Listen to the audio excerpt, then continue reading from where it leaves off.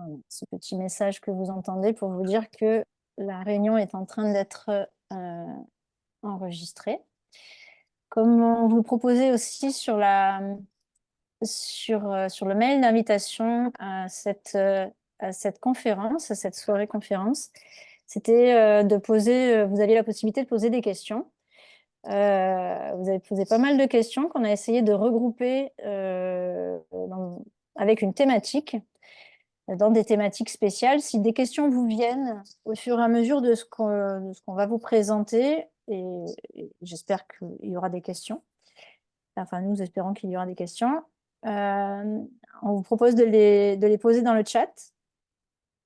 Donc selon la version de Zoom que vous avez, il y a un onglet discuter où vous pouvez poser vos questions et les administrateurs de la fédération reprendront les questions, on essaiera de les regrouper et on va essayer de répondre à un maximum de vos questions. On vous remercie déjà vraiment sincèrement d'être si nombreux à avoir répondu à notre proposition. C'était pas évident, donc merci beaucoup. C'est un gros challenge pour nous, pour notre fédération. C'est la première fois qu'on fait ça, donc on vous demande d'être indulgent et on va avancer avec vous. Et ça, c'est assez chouette. C'est le principe d'une fédération, hein, c'est d'associer des associations, des savoirs, des talents, des besoins pour construire ensemble quelque chose. Donc, la FNA-TCA, qu'est-ce que c'est? La FNA-TCA, donc, moi, je suis Véronique. Je suis présidente d'une association en région sur les Bouches-du-Rhône. Mais notre association, comme vous verrez, comme vous le savez déjà peut-être, il y a un manque crucial d'associations et de soignants. Et donc, la carte de France des soins et des associations est assez disparate. Et il y a des déserts, tant associatifs que médicaux, pour la prise en charge. On essaye de combler on essaye de combler ce vide au fur et à mesure.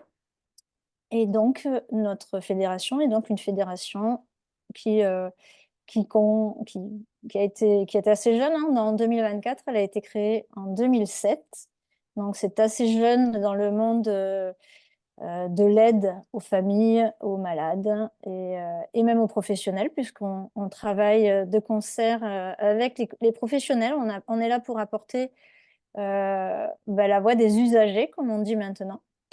Et la voix des usagers, on l'apporte haut et fort. C'est vraiment un travail d'équipe entre nous et avec les soignants qui ont besoin de notre voix pour appuyer leurs projets. Sans les usagers, les professionnels de santé ne peuvent pas faire grand-chose, en fait. Donc, on est ici pour vous présenter dans cette première conférence qui se veut aussi partage. Alors, 2 heures, ça va passer très vite. Comme on commence un peu plus tard, du coup, on va finir un petit peu plus tard.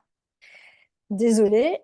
Et on va vous parler des troubles des conduites alimentaires. C'est le sujet qui nous concerne tous. On a regardé un petit peu, on vous a demandé dans le petit document que vous avez rempli pour dire que vous souhaitiez participer à cette soirée, de quel horizon vous étiez, si vous étiez des malades, des familles, des professionnels, et il y a un peu de tout. Et moi, je trouve ça assez chouette que des professionnels s'inscrivent à ce genre de soirée. Et voilà, on est là pour s'enrichir. On espère que vous allez apprendre des choses et que cette soirée va vous donner envie, peut-être vous-même, de vous lancer dans l'associatif, de nous rejoindre, de rejoindre les associations autour de vous qui existent. Il y en a peu, mais il y en a, et elles ont besoin de vous, et elles ont besoin de tout le monde. Qu'on soit malade, famille, même professionnel, parce que les associations d'usagers ont besoin aussi parfois de l'aide de professionnels au quotidien pour animer des groupes de parole, pour faire des ateliers de diététique, voilà. Donc, n'hésitez pas à poser vos questions. Merci de garder du coup vos micros pour résumer fermés. Les caméras, vous êtes libres. La réunion est enregistrée. On est là dans la bienveillance, le partage. Personne n'a, euh, personne ne prend la main sur personne. On est vraiment tous à égalité et c'est le principe de notre fédération. On est là pour libérer la parole et la parole des uns vaut autant que la parole des autres, qu'on soit malade, famille ou soignant. Et on est complémentaires. Donc, dans un premier temps, je vous présente un petit peu le plan de cette soirée. Le docteur Claude Arnaud, qui est psychiatre, va nous présenter ce que sont les TCA. Peut-être que vous connaissez, mais peut-être que vous ne connaissez pas. Et sa présentation, et on le remercie parce que c'était le professeur Pierre Deschlottes qui devait intervenir ce soir, comme vous l'aviez vu sur l'invitation. Et pour des raisons indépendantes de sa volonté, il n'a pas pu être là. Et on remercie vraiment Dr Claude Arnaud d'avoir répondu comme ça au débeauté, comme un as. Il va nous faire une petite présentation très riche. On l'a vu, nous, la présentation, donc c'est sûr, pour vous nous apprendre, pour nous permettre de comprendre un peu mieux la maladie et en comprenant mieux ces maladies, parce que ce sont aussi, faut dire les mots, des maladies, on va essayer de voir comment on peut mieux accompagner et comment on peut mieux être pris en charge, qu'est-ce qui est le plus adapté quand on est malade, qu'on soit jeune ou qu'on soit adulte. Ensuite de tout ça, on viendra à essayer de parler de qu'est-ce qu'on fait quand on est proche de quelqu'un qui est malade, qu'est-ce qu'on doit prendre, qu'est-ce qu'on peut essayer de prendre comme posture. Il n'y a aucune vérité. Et c'est ça, c'est sur cette notion qu'on va insister, c'est qu'on est tous des individus. Dans le mot individu, il y a individualité. Donc, ce que vous allez entendre là, c'est une généralisation qu'il faut adapter à chacun. Et ce qui correspond aux uns ne correspond pas forcément aux autres. Et c'est ce que va nous expliquer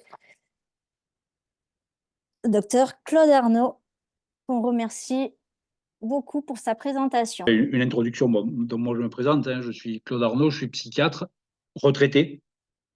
Voilà. Et je continue à participer à la vie de l'association ABAS, qui est une association qui existe depuis 2005 dans les Pyrénées-Orientales, et qui, comme toutes les associations, bon, est constituée de familles et de patients. Parce que l'association, à un moment donné, périclité, j'ai accepté d'en être le représentant légal. Et donc, actuellement, j'aide surtout en tant que conseiller technique. Donc voilà, je me suis occupé pendant 30 ans de troubles et conduites alimentaires. Et donc, qu'est-ce qu'un trouble et conduites alimentaires? Ben, c'est conduites comportementales qui sont adoptées par des individus qui seraient placés dans le même environnement nutritionnel et socioculturel et qui présenteraient une différence. Alors, ce qui est important, c'est qu'il faut que ce trouble alimentaire ait un retentissement négatif sur la santé physique ou mentale. C'est-à-dire, je dis toujours, hein, je donne comme exemple, à la période des cerises, je sais tout à fait ce que c'est que d'être boulimique. Quand j'ai un saladier de cerises, je ne peux pas m'arrêter. Mais effectivement, la période des cerises, ça ne dure pas trop longtemps et ça n'a pas de retentissement négatif sur ma santé physique. Et sur le plan mental, même, ça aurait plutôt tendance à m'apporter un mieux-être. Donc, c'est important qu'un trouble alimentaire ait un retentissement. On peut donner un autre exemple. Hein. Il nous est tous arrivé parce qu'à un moment donné, on n'avait pas trop le moral, qu'on se réfugie vers un gâteau, voire un paquet de gâteaux, et que effectivement, ça va plutôt améliorer notre santé mentale et ça ne va pas avoir de répercussions trop importantes sur la santé physique. Par contre, si je répète ça effectivement tous les jours, et surtout si je culpabilise, là, il va y avoir effectivement un impact. Et il faut que ce trouble ne soit pas secondaire à un désordre somatique ou psychique. On sait bien qu'il y a des tas de maladies. Je vais donner un exemple tout bête. La grippe, lorsqu'on a la grippe, on a des modifications au niveau de notre corps et il y a une perte de l'appétit. Cette perte de l'appétit n'est pas un trouble du comportement alimentaire. Lorsque quelqu'un est anxieux, ben, là, on va avoir deux cas de figure. Il y a des gens anxieux qui, face à l'anxiété, vont avoir tendance à ne plus manger, et d'autres qui, au contraire, vont avoir tendance à manger de façon trop importante. Et là, on ne peut pas parler non plus d'un trouble des conduites alimentaires. Donc, c'est important que ce soit clair, parce que on sait bien que notre comportement alimentaire est variable tout au long de notre vie pour chacun de nous. Pour chacun de nous. Alors, les troubles du comportement alimentaire, quels ils sont? Donc, il y a effectivement les trois plus importants, que sont l'anorexie, la boulimie et l'hyperphagie boulimique. Et on va revenir en détail sur chacun des trois. Mais il y a d'autres comportements alimentaires qui peuvent être perturbés. Alors, il y a les phobies alimentaires, qui, je pense, aujourd'hui sont très, très largement répandues. On a des tas de gens qui disent je ne peux pas manger tels aliments. Alors, il faut dire que, pour les défendre un peu, que les informations que l'on a sur les aliments sont souvent anxiogènes et qu'effectivement, il y a des tas de gens qui vont être sensibles aux informations qu'ils reçoivent et vont du coup arrêter de manger tel ou tel aliment parce qu'ils pensent qu'il serait néfaste pour leur santé.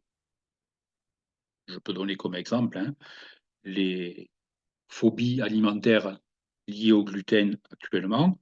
On sait que les intolérances au gluten existent. On sait que les intolérances au gluten concernent environ 3% de la population.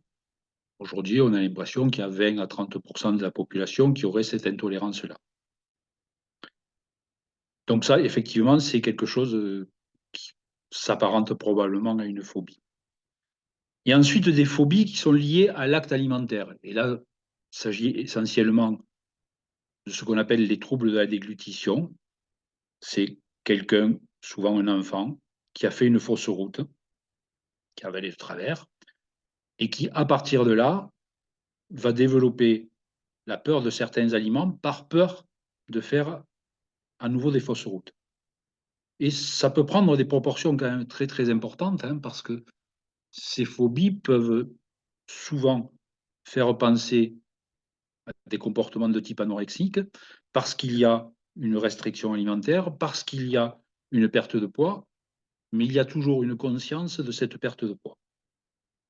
Et que, effectivement, c'est quelque chose qui est un peu compliqué, parce qu'à partir du moment où on commence à réfléchir à un acte réflexe que l'on fait de façon naturelle, cet acte naturel devient très compliqué.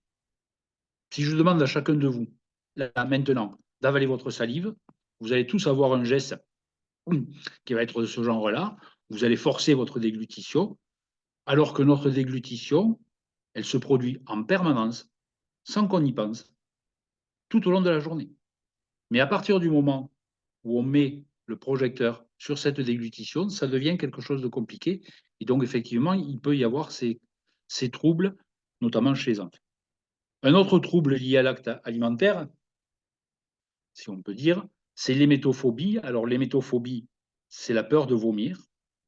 Donc là aussi, c'est souvent des personnes jeunes qui ont eu un accident de vomissement. Ils ont vomi devant un public, ils ont vomi, ou ils se sont fait engueuler parce qu'ils ont vomi.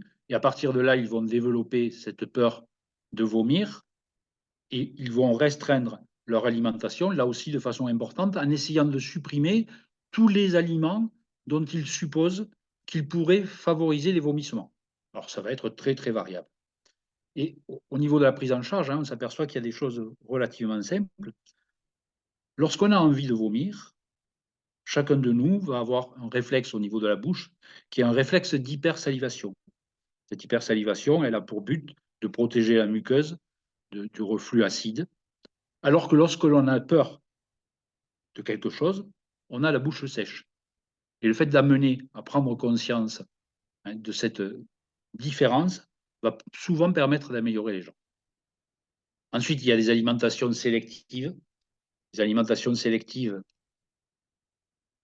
qu'on rencontre souvent chez l'enfant, qui sont normales jusqu'à un certain âge, mais qui deviennent compliquées à partir du moment, après 10-12 ans, lorsqu'il y a toujours une alimentation sélective, on peut parler d'une difficulté.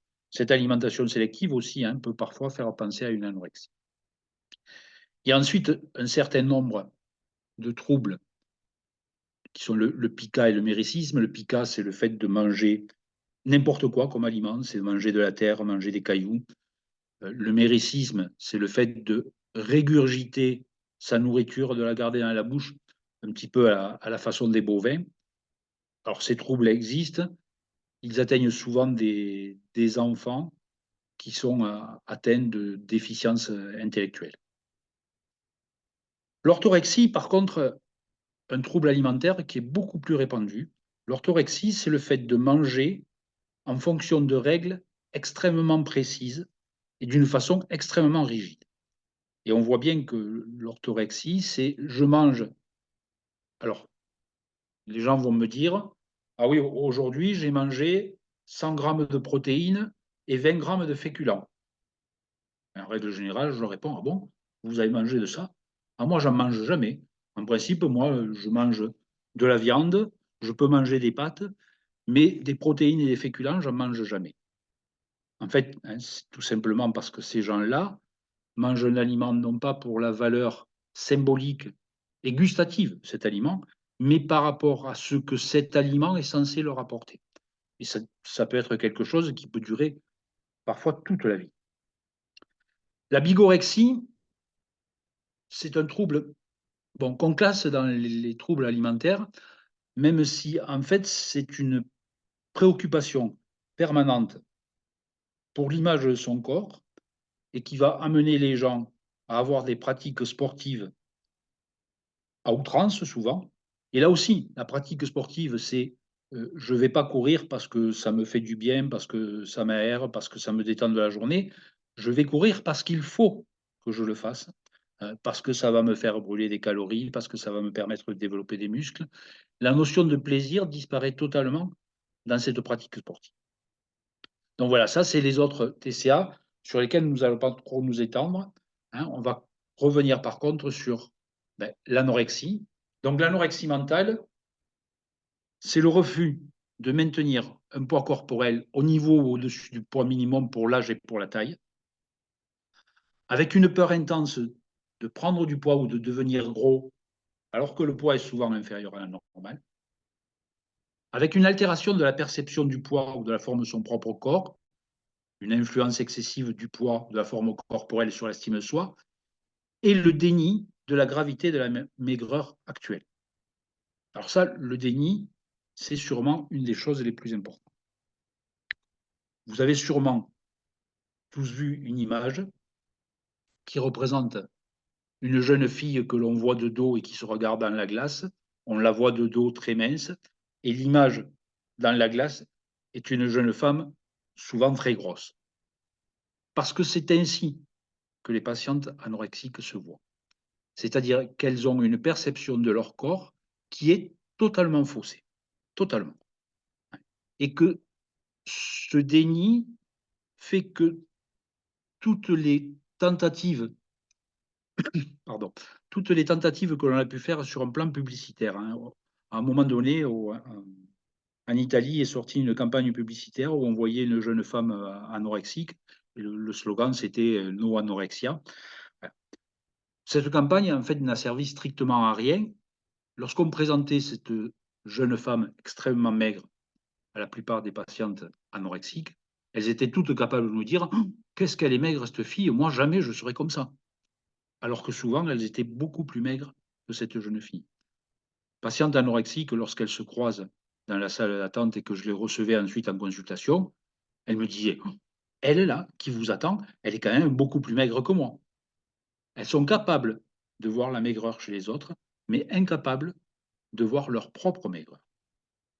Et que ce déni est quelque chose d'extrêmement important et qui va être souvent la source du diagnostic.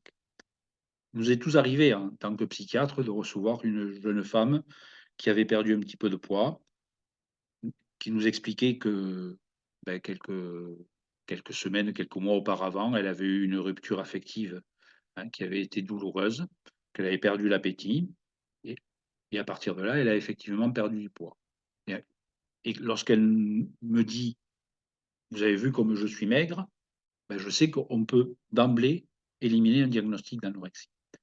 Donc le déni dans la maladie anorexique est le signe essentiel, celui qui fait qu'elles vont être dans le refus de soins.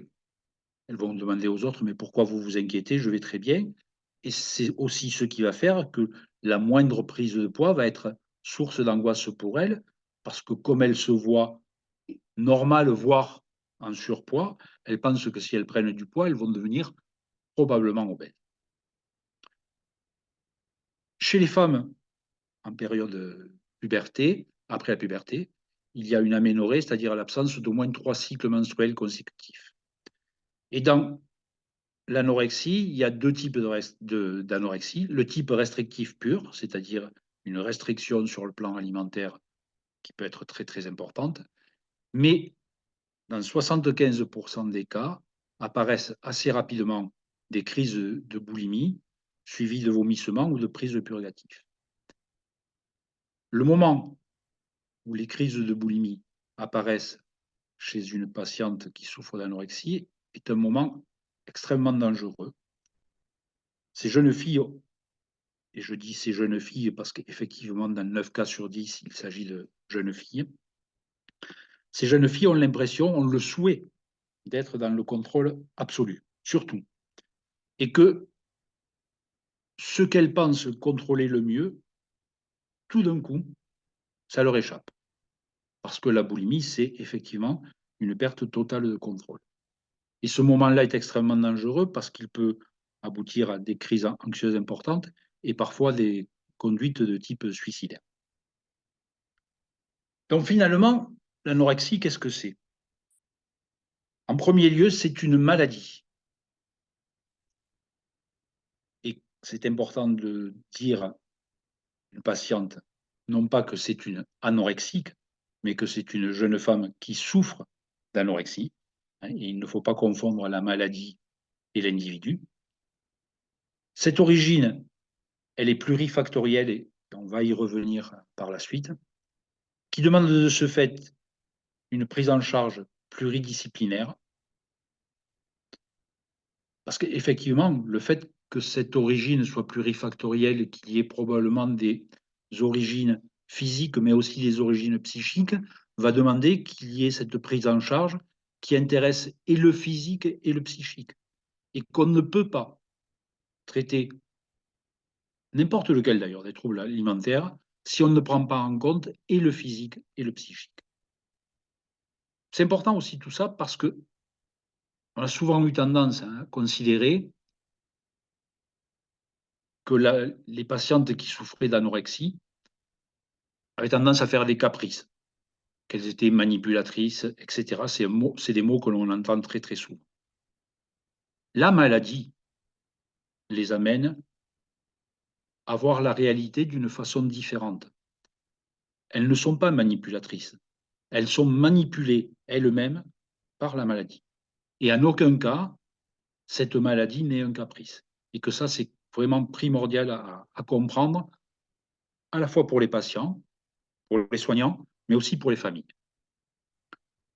Dernière chose importante, l'anorexie est une maladie dont on peut guérir. Et heureusement, hein, aujourd'hui, la guérison est quand même de plus en plus importante. Lorsque j'ai fait mes études, hein, il y a fort longtemps de ça, on dit qu'en règle générale, il y avait un tiers des anorexiques qui mouraient de leur maladie. Aujourd'hui, on sait que ces chiffres-là sont plutôt de l'ordre de 15%, ça reste encore trop important, hein, et que dans ces 15%, une très grande majorité vont mourir en fait par suicide.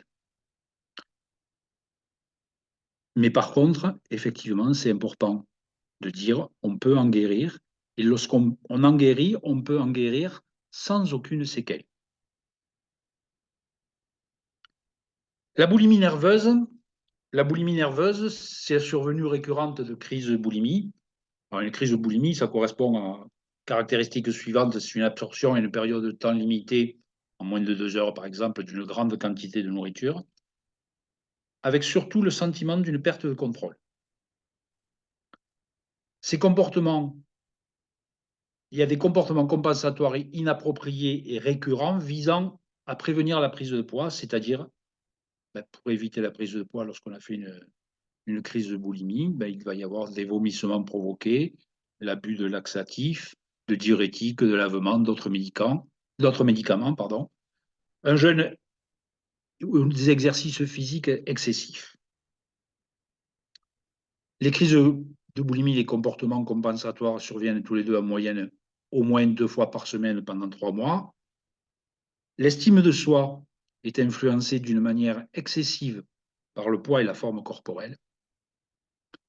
Et le trouble ne survient pas exclusivement pendant les périodes d'anorexie mentale. Sinon, on aurait un diagnostic d'anorexie, comme je vous l'ai dit tout à l'heure. Alors, les troubles de type boulimique représentent un danger, et le danger majeur est lié à l'hypokaliémie. L'hypokaliémie, c'est la baisse du taux de potassium. La baisse du taux de potassium, elle survient parce qu'il peut y avoir l'utilisation de laxatifs, de diurétiques qui vont faire éliminer cet ion, le potassium, mais aussi les vomissements, parce que le suc gastrique est très riche en potassium, et tous les vomissements vont faire expulser énormément de potassium.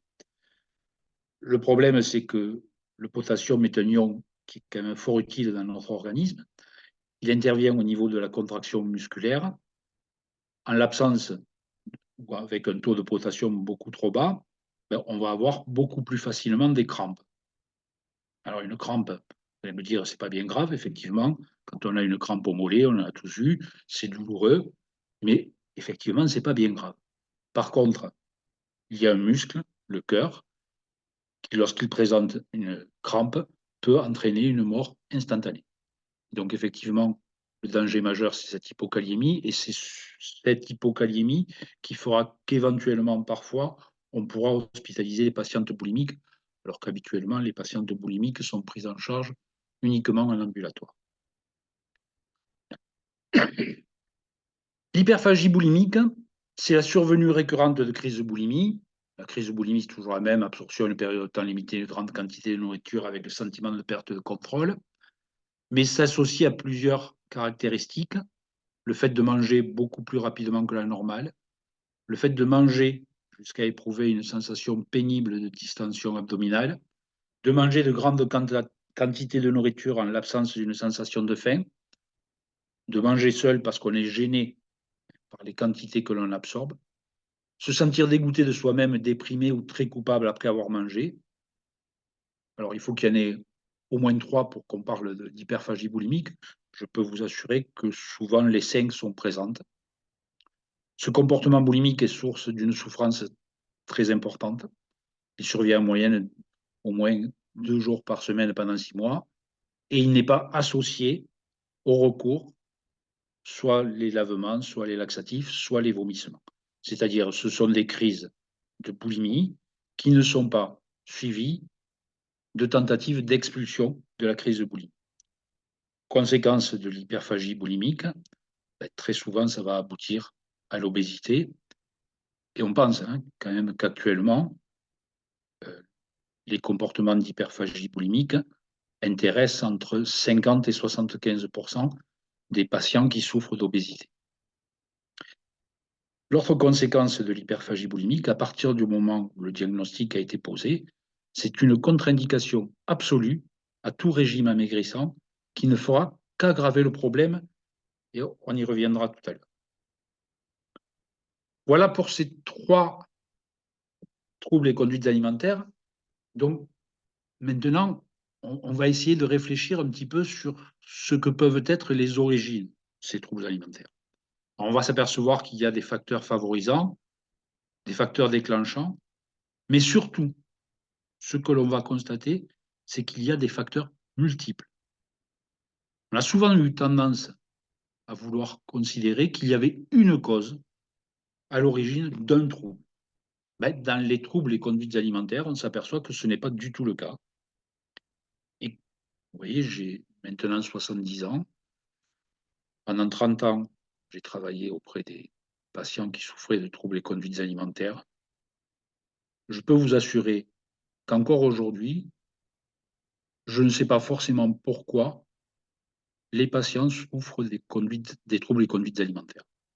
Et que, effectivement, quand j'étais un jeune psychiatre, comme la plupart des jeunes psychiatres, j'avais envie de savoir, de comprendre.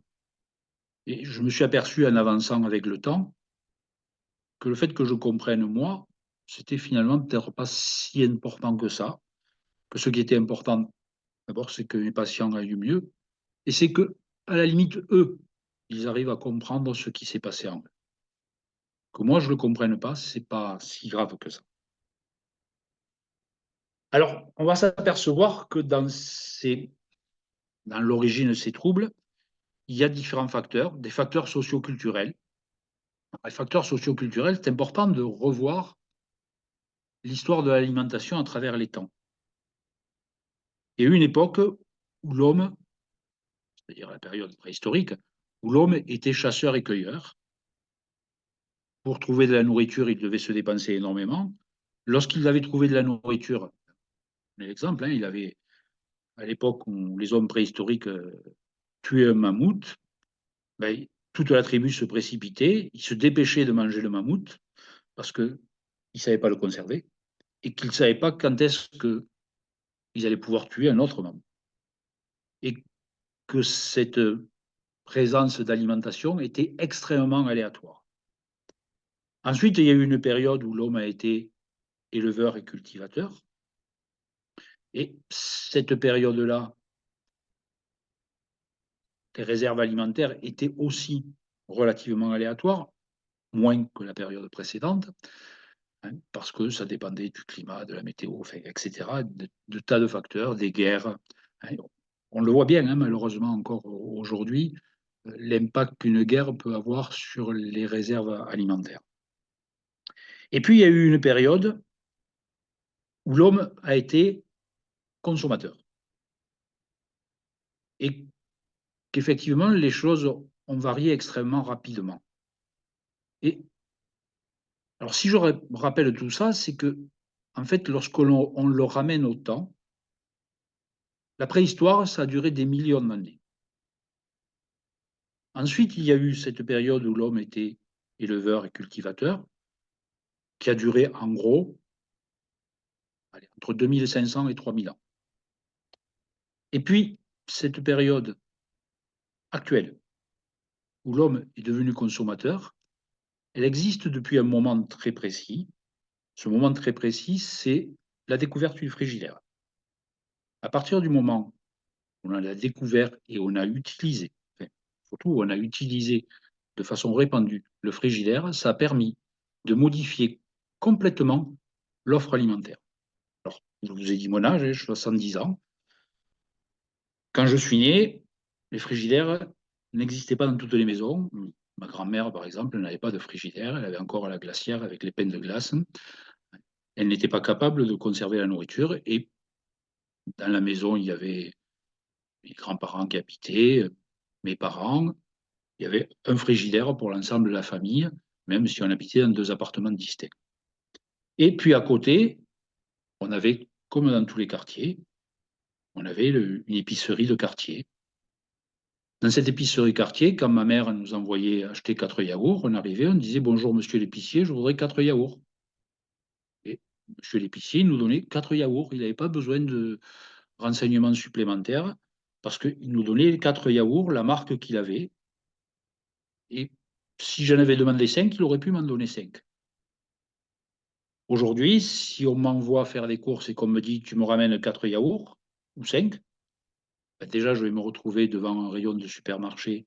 Si je n'ai pas plus de renseignements, je ne sais pas lequel je vais devoir choisir.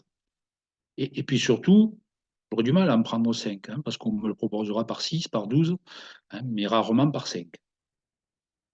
Et que cette période-là, cette évolution, elle a été spectaculaire en l'espace de quelques années.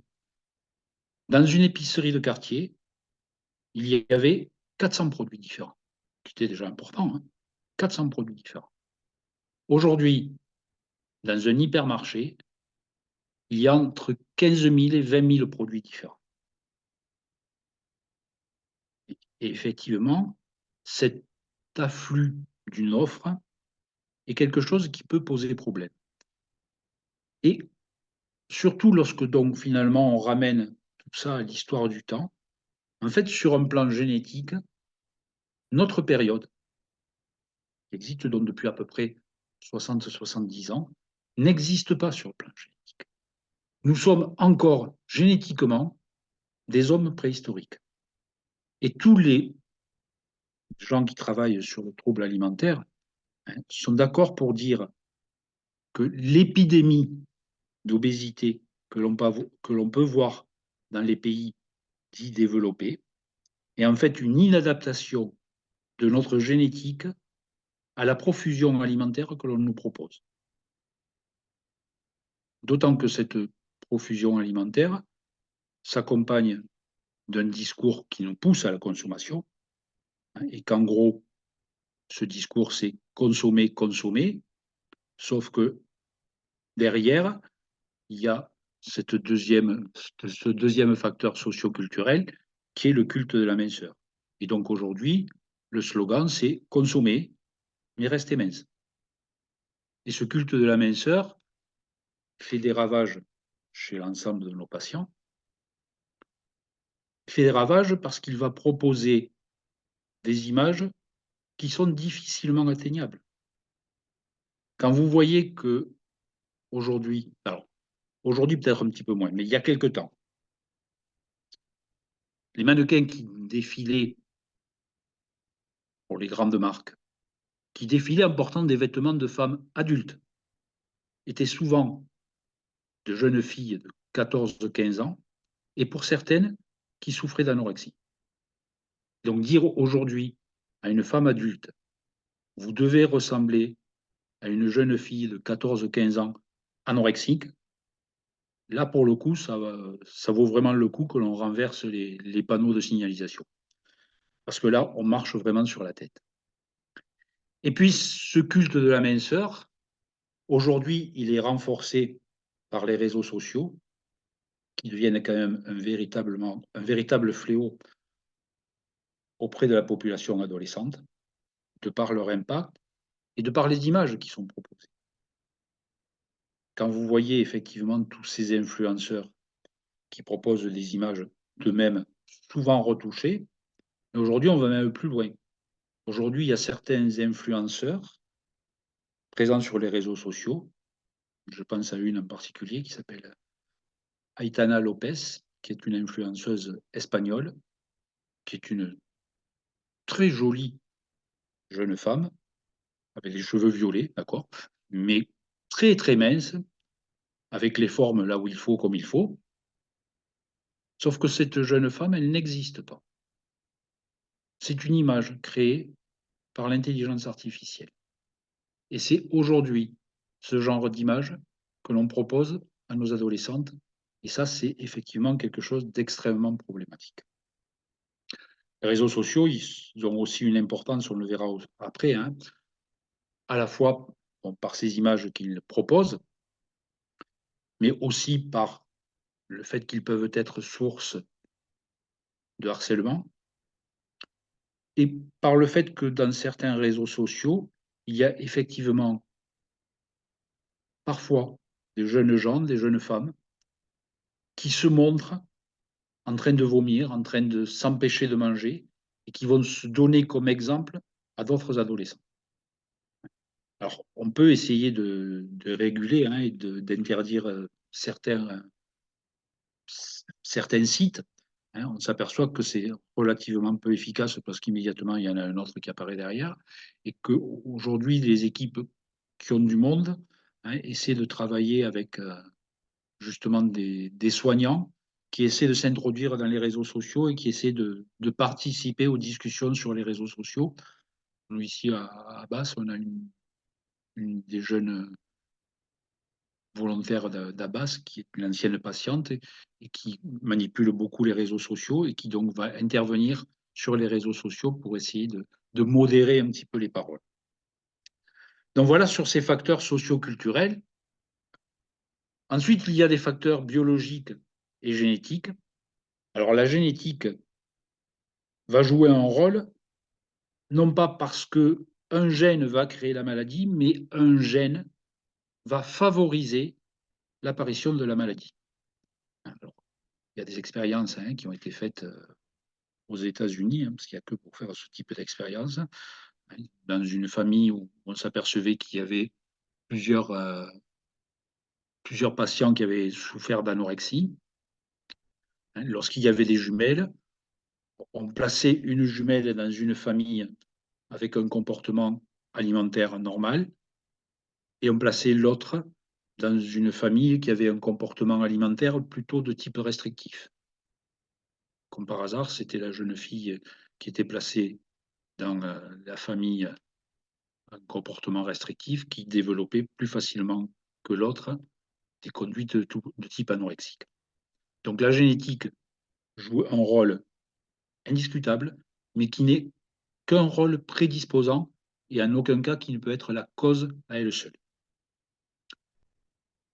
J'ai mis en rouge le microbiote parce qu'aujourd'hui, c'est fort dommage que Pierre Deschelotte ne soit pas là pour nous en parler, parce que c'est quand même le grand spécialiste français du microbiote.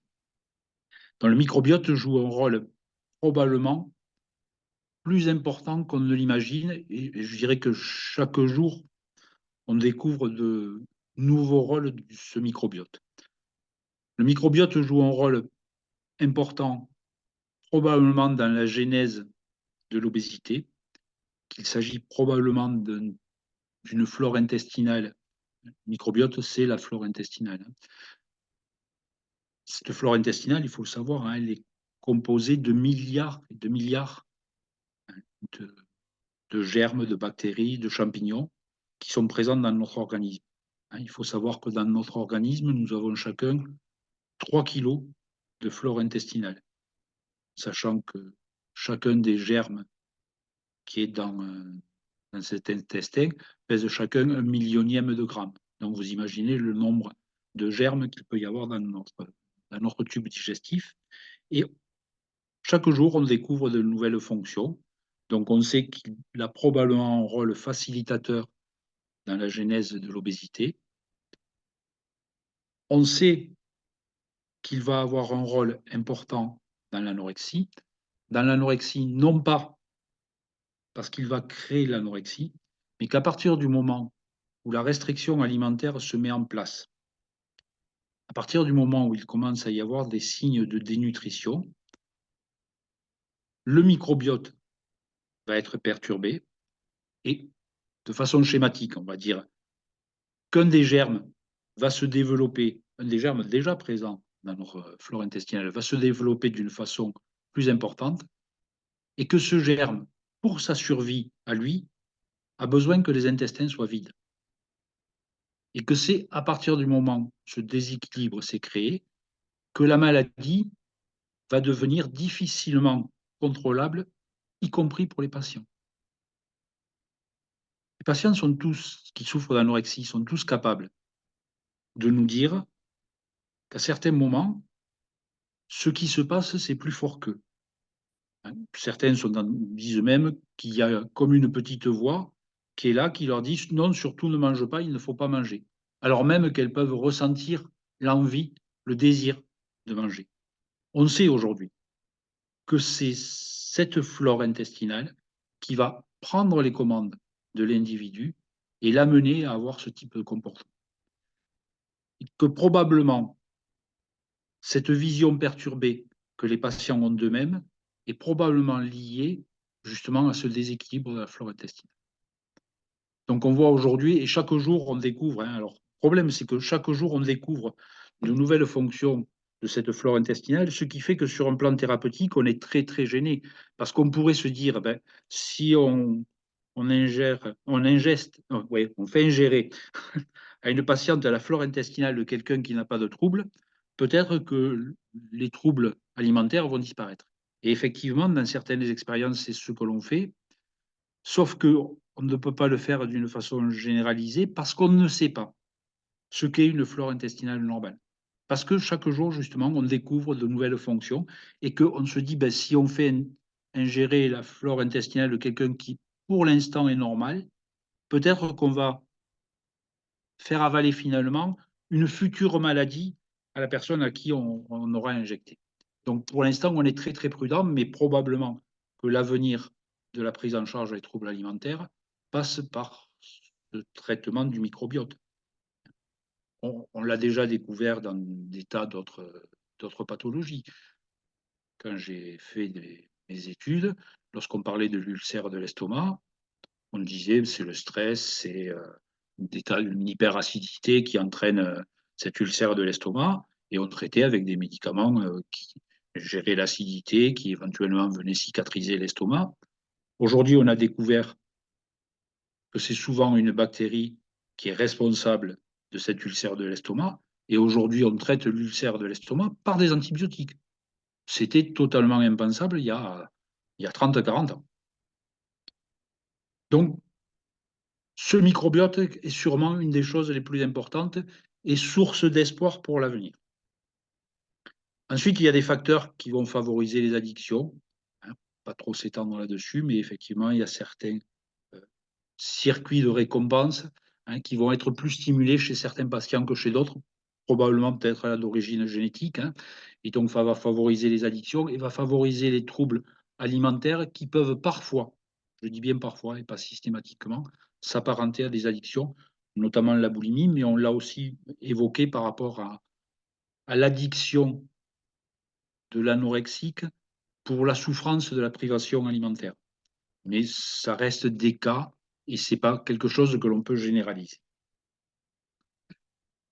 Ensuite, il y a les facteurs familiaux et les événements de vie.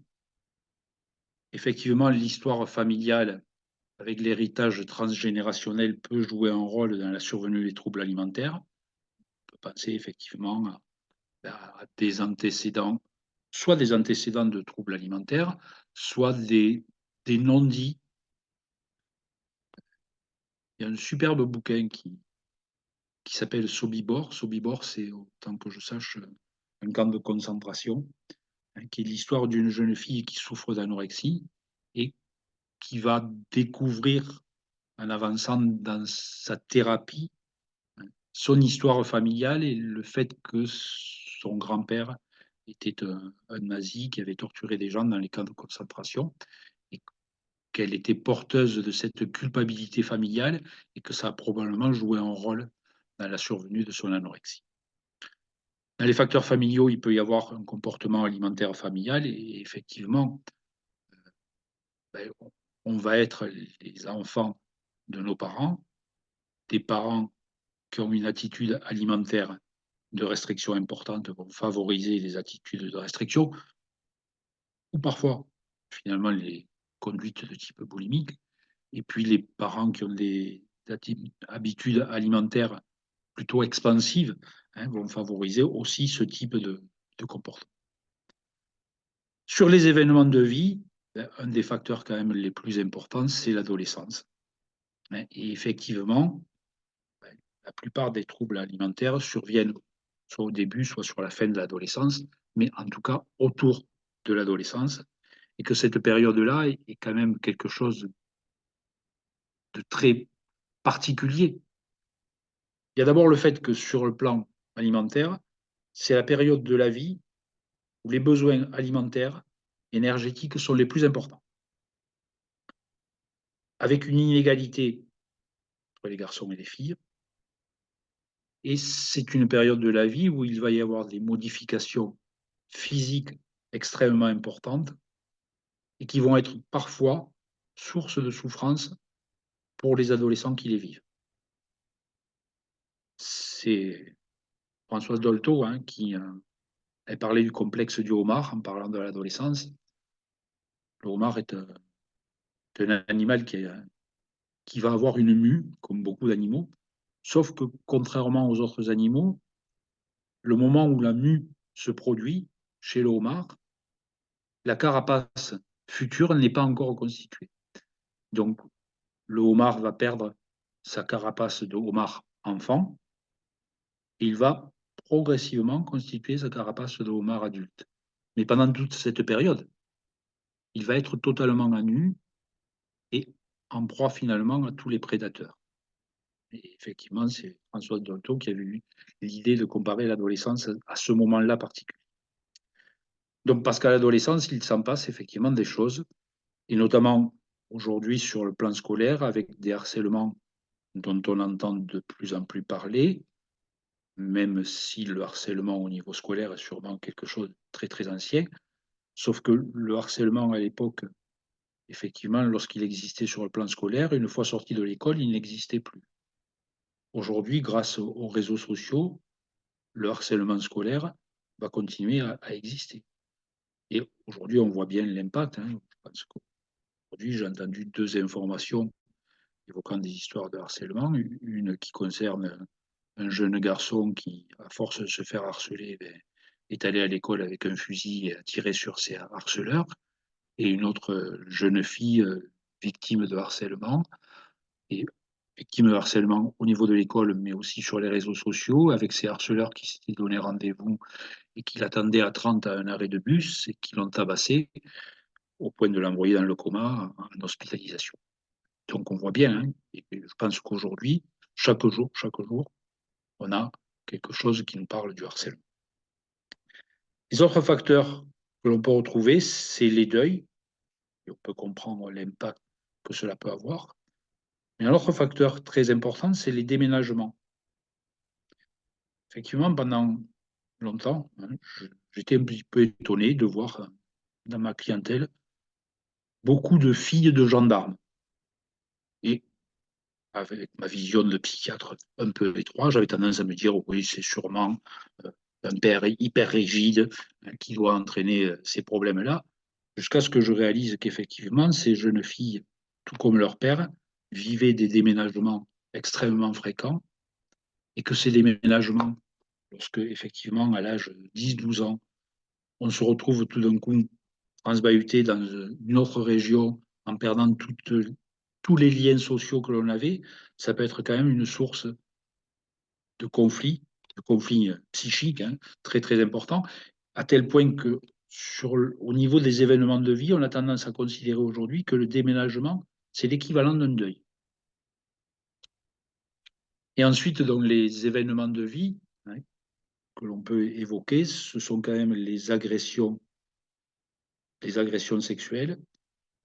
Et donc, effectivement, malheureusement, c'est quelque chose là aussi dont on entend de plus en plus parler. Mais je ne suis pas sûr qu'il y en ait forcément plus, hein, sauf qu'on en parle plus. Et que ces agressions sexuelles, ben, on ne peut pas considérer non plus qu'ils vont aboutir forcément à un trouble alimentaire.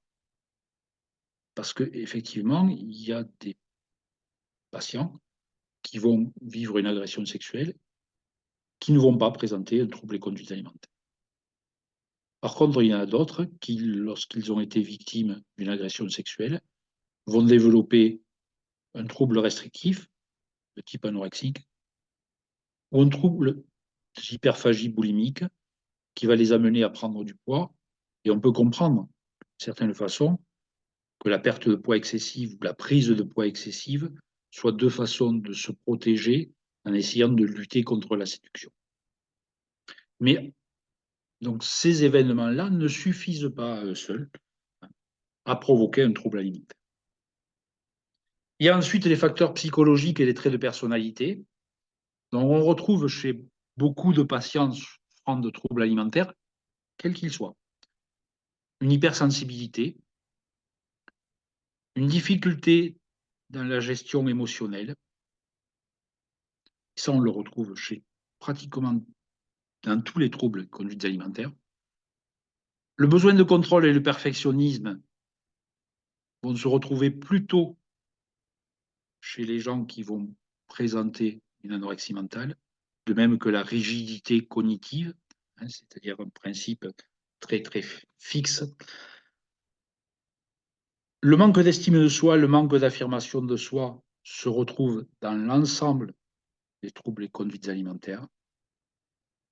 Le vide identitaire, qui suis-je, la difficulté à prendre soin de soi vont plutôt se retrouver chez les gens qui vont développer des troubles de type hyperphagique.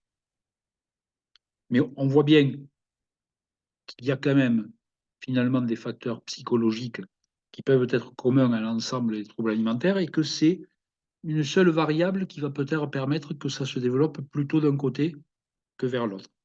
Et on s'aperçoit que finalement, les troubles alimentaires sont peut-être quelque chose d'assez commun, d'assez commun, une ressemblance en tout cas, ils se ressemblent tous un petit peu.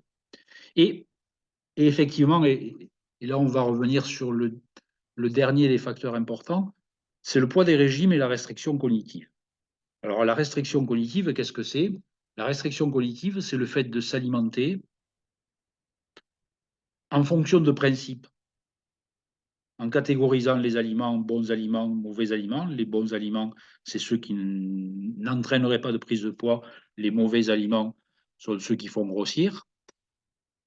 Et donc, c'est s'alimenter en fonction de ces idées-là, sans tenir compte de ces sensations de faim ni de satiété. Donc, on voit bien que finalement, ce que je décris comme étant la restriction cognitive, c'est ce que l'on retrouve dans la plupart des régimes. Et on s'aperçoit que cette restriction cognitive va entraîner un certain nombre de comportements. Si on la pousse à l'extrême, ben, la restriction, on va aboutir vers des comportements de type anorexique. Mais à partir du moment où je suis en restriction cognitive,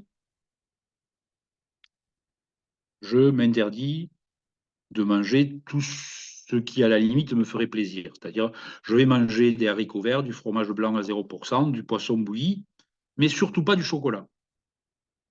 Le problème, c'est qu'à partir du moment où je m'interdis de manger du chocolat, la première des choses que cela va créer, c'est que ça va augmenter mon envie pour le chocolat. Et que chaque jour, le chocolat, je vais y penser. Chaque jour, je vais avoir envie de manger plus de chocolat. Alors qu'avant, quand j'avais le droit de manger du chocolat, ben, il y avait des jours où j'en mangeais, des jours où j'en mangeais pas. Mais là, à partir du moment où c'est interdit, j'y pense tous les jours. Et puis, l'envie de chocolat étant de plus en plus importante, ben, qu'est-ce qui va se passer? Je vais augmenter ma ration d'aliments autorisés pour m'empêcher de manger ces aliments interdits. Hein, malheureusement, il y a encore un certain nombre de diététiciennes qui ont ce discours-là et qui vous disent, lorsque vous avez envie de manger du chocolat, mangez une pomme. Ben, vous pouvez toujours essayer, mais la pomme, ça n'a jamais fait passer l'envie de chocolat. Et que on aura beau augmenter les aliments autorisés, l'envie de chocolat, il est là, et à un moment donné, l'envie de chocolat va être tellement importante que l'on va craquer, on va s'autoriser à manger un carré de chocolat, et là, au moment où on mange le carré de chocolat, il y a une petite voix qui arrive en disant « T'as vu ce que tu fais, tu es complètement nul.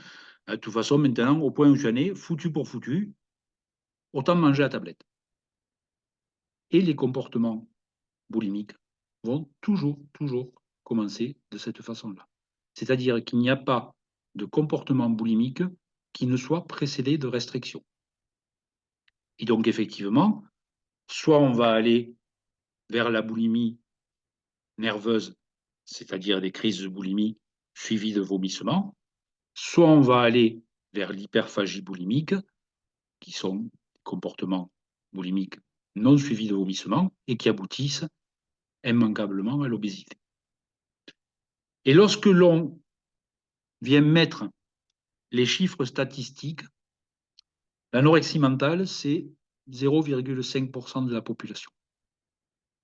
La boulimie nerveuse, c'est 3% de la population. L'hyperphagie boulimique, c'est 12% de la population. C'est-à-dire que lorsque je suis en restriction cognitive, j'ai 24 fois plus de risque d'aller vers l'hyperphagie boulimique et donc vers l'obésité que d'aller vers l'anorexie. Et ça, c'est vraiment quelque chose de primordial et que dans tous les cas, dans tous les troubles alimentaires, quels qu'ils soient, il va falloir à un moment donné qu'on s'attaque à la restriction cognitive en modifiant toutes les idées fausses que l'on peut avoir sur l'alimentation. Quand je dis les idées fausses que l'on a sur l'alimentation, Il est totalement faux de penser qu'il y a des aliments qui font grossir. Ce qui fait grossir, c'est l'excès, et pas l'excès d'un aliment, c'est l'excès sur un plan calorique. La seule chose qui nous fasse prendre du poids, c'est de manger plus qu'on ne dépense. Si je respecte totalement mes besoins énergétiques, si je dépense 2000 calories, que je mange 2000 calories, je ne prends pas un gramme, quel que soit l'aliment que je consomme. Et ça, c'est quelque chose de primordial à connaître et que on va voir que chez nos patientes qui souffrent d'anorexie, très souvent, cette connaissance des calories, elle est hyper pointue. Hein, elles connaissent les aliments, les moindres calories, les moindres aliments, sauf qu'elles tiennent compte des calories des aliments qu'elles ingèrent sans tenir compte de l'énergie qu'elles ont dépensée. Et, et aujourd'hui, en plus, il y a toutes ces montres et produits connectés qui nous disent aujourd'hui, vous avez dépensé 300 calories. C'est-à-dire que vous avez dépensé 300 calories parce que vous avez bougé pour dépenser 300 calories. Si vous laissez votre téléphone ou votre montre en place, ben, la montre ou le téléphone va vous dire aujourd'hui vous avez dépensé 0 calories. Et sans tenir compte de ce que l'on dépense en ayant encore au repos absolu, sans tenir compte de tout ce que l'on dépense dans notre activité intellectuelle notamment.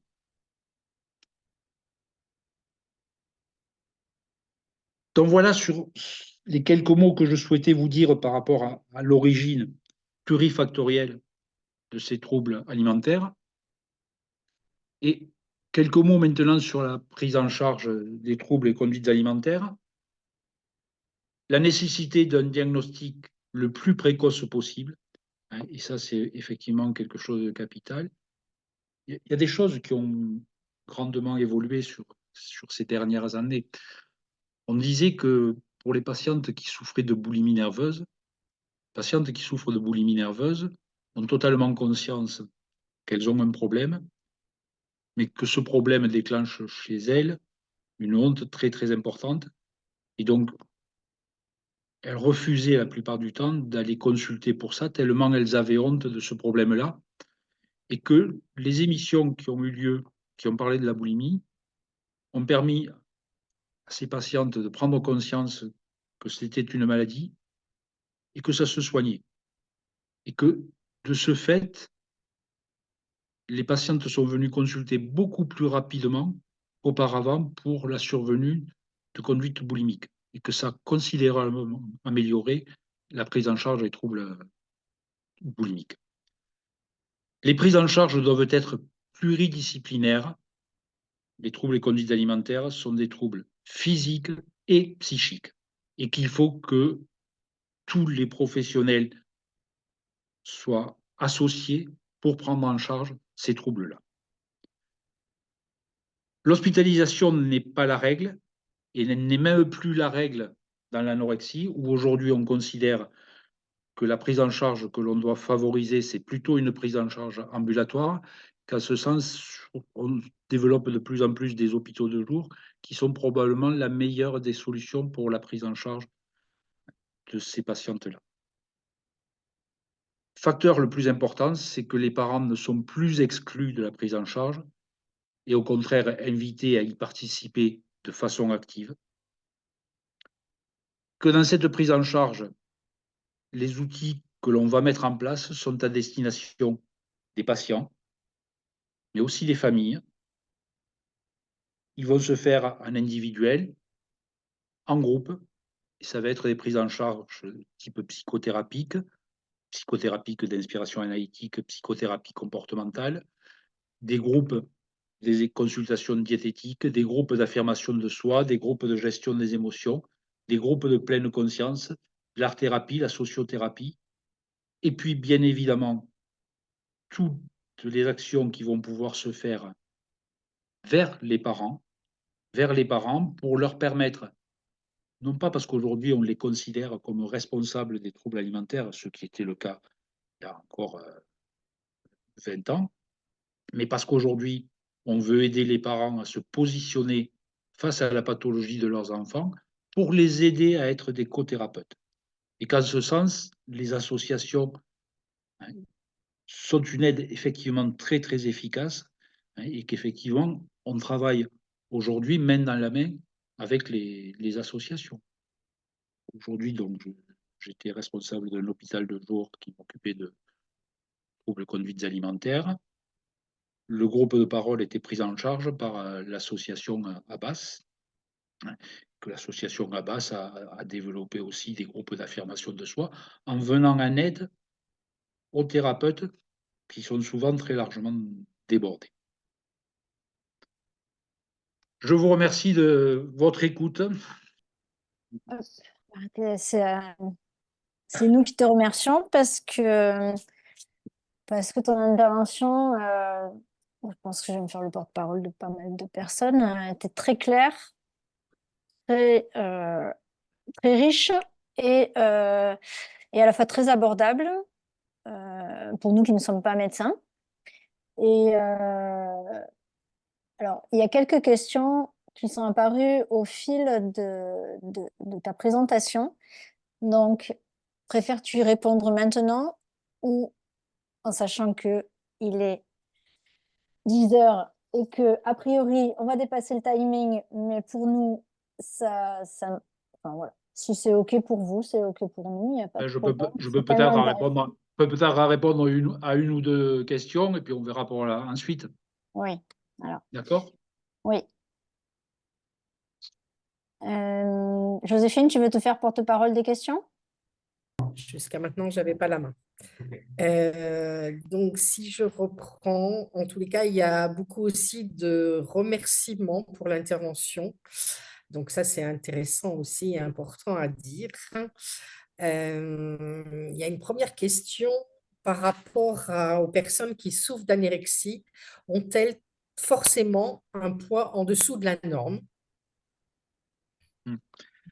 Alors, normalement, dans les critères diagnostiques, effectivement, on disait que pour parler d'anorexie, il fallait qu'il y ait un IMC qui soit inférieur à 17,5. L'IMC, c'est le rapport entre le poids et la taille.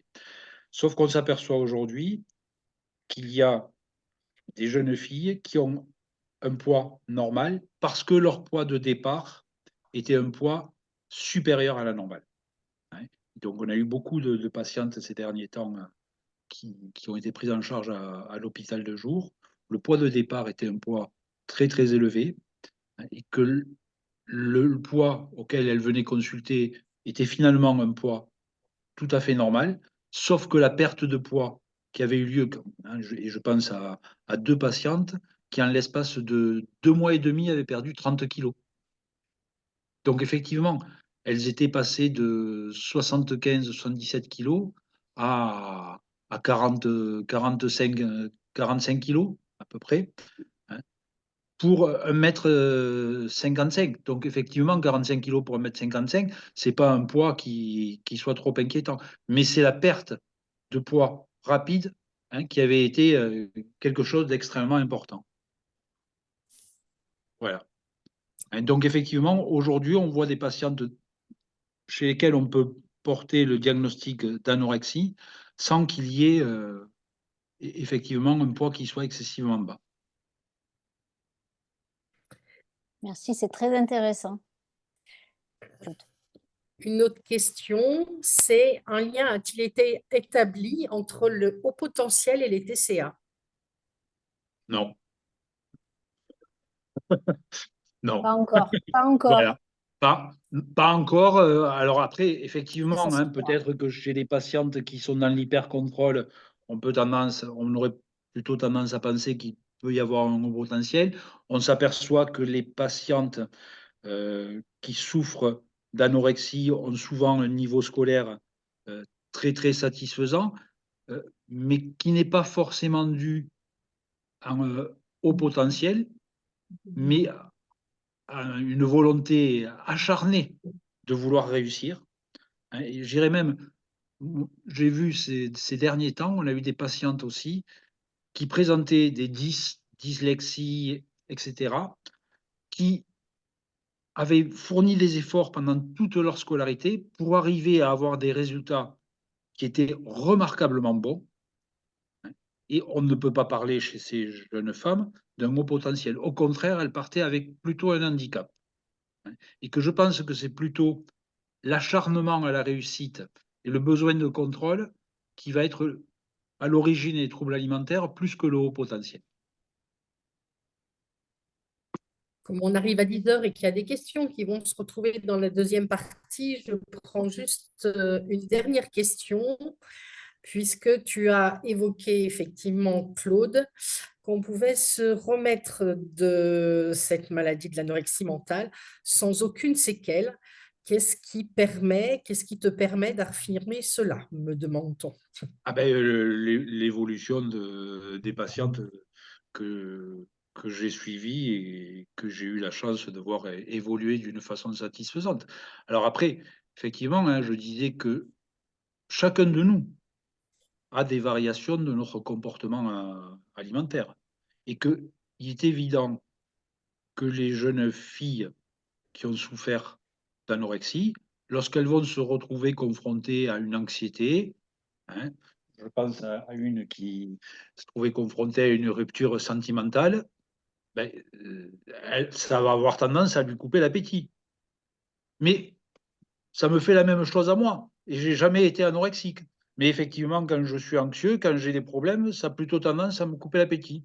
Alors que j'en connais d'autres qui, lorsqu'ils ont des soucis, ça a plutôt tendance à leur augmenter l'appétit. Voilà. Et que effectivement, il y a une inégalité et que les patientes anorexiques vont avoir plutôt cette tendance-là. Mais que la plupart des patientes, lorsque la prise en charge a été satisfaisante, vont évoluer sans aucune séquelle.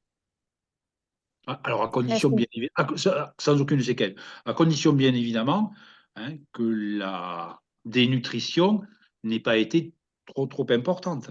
Hein. Je pense notamment à une patiente qui est le cas le plus grave, hein, que j'ai eu, puisqu'elle était descendue jusqu'à 19 kilos.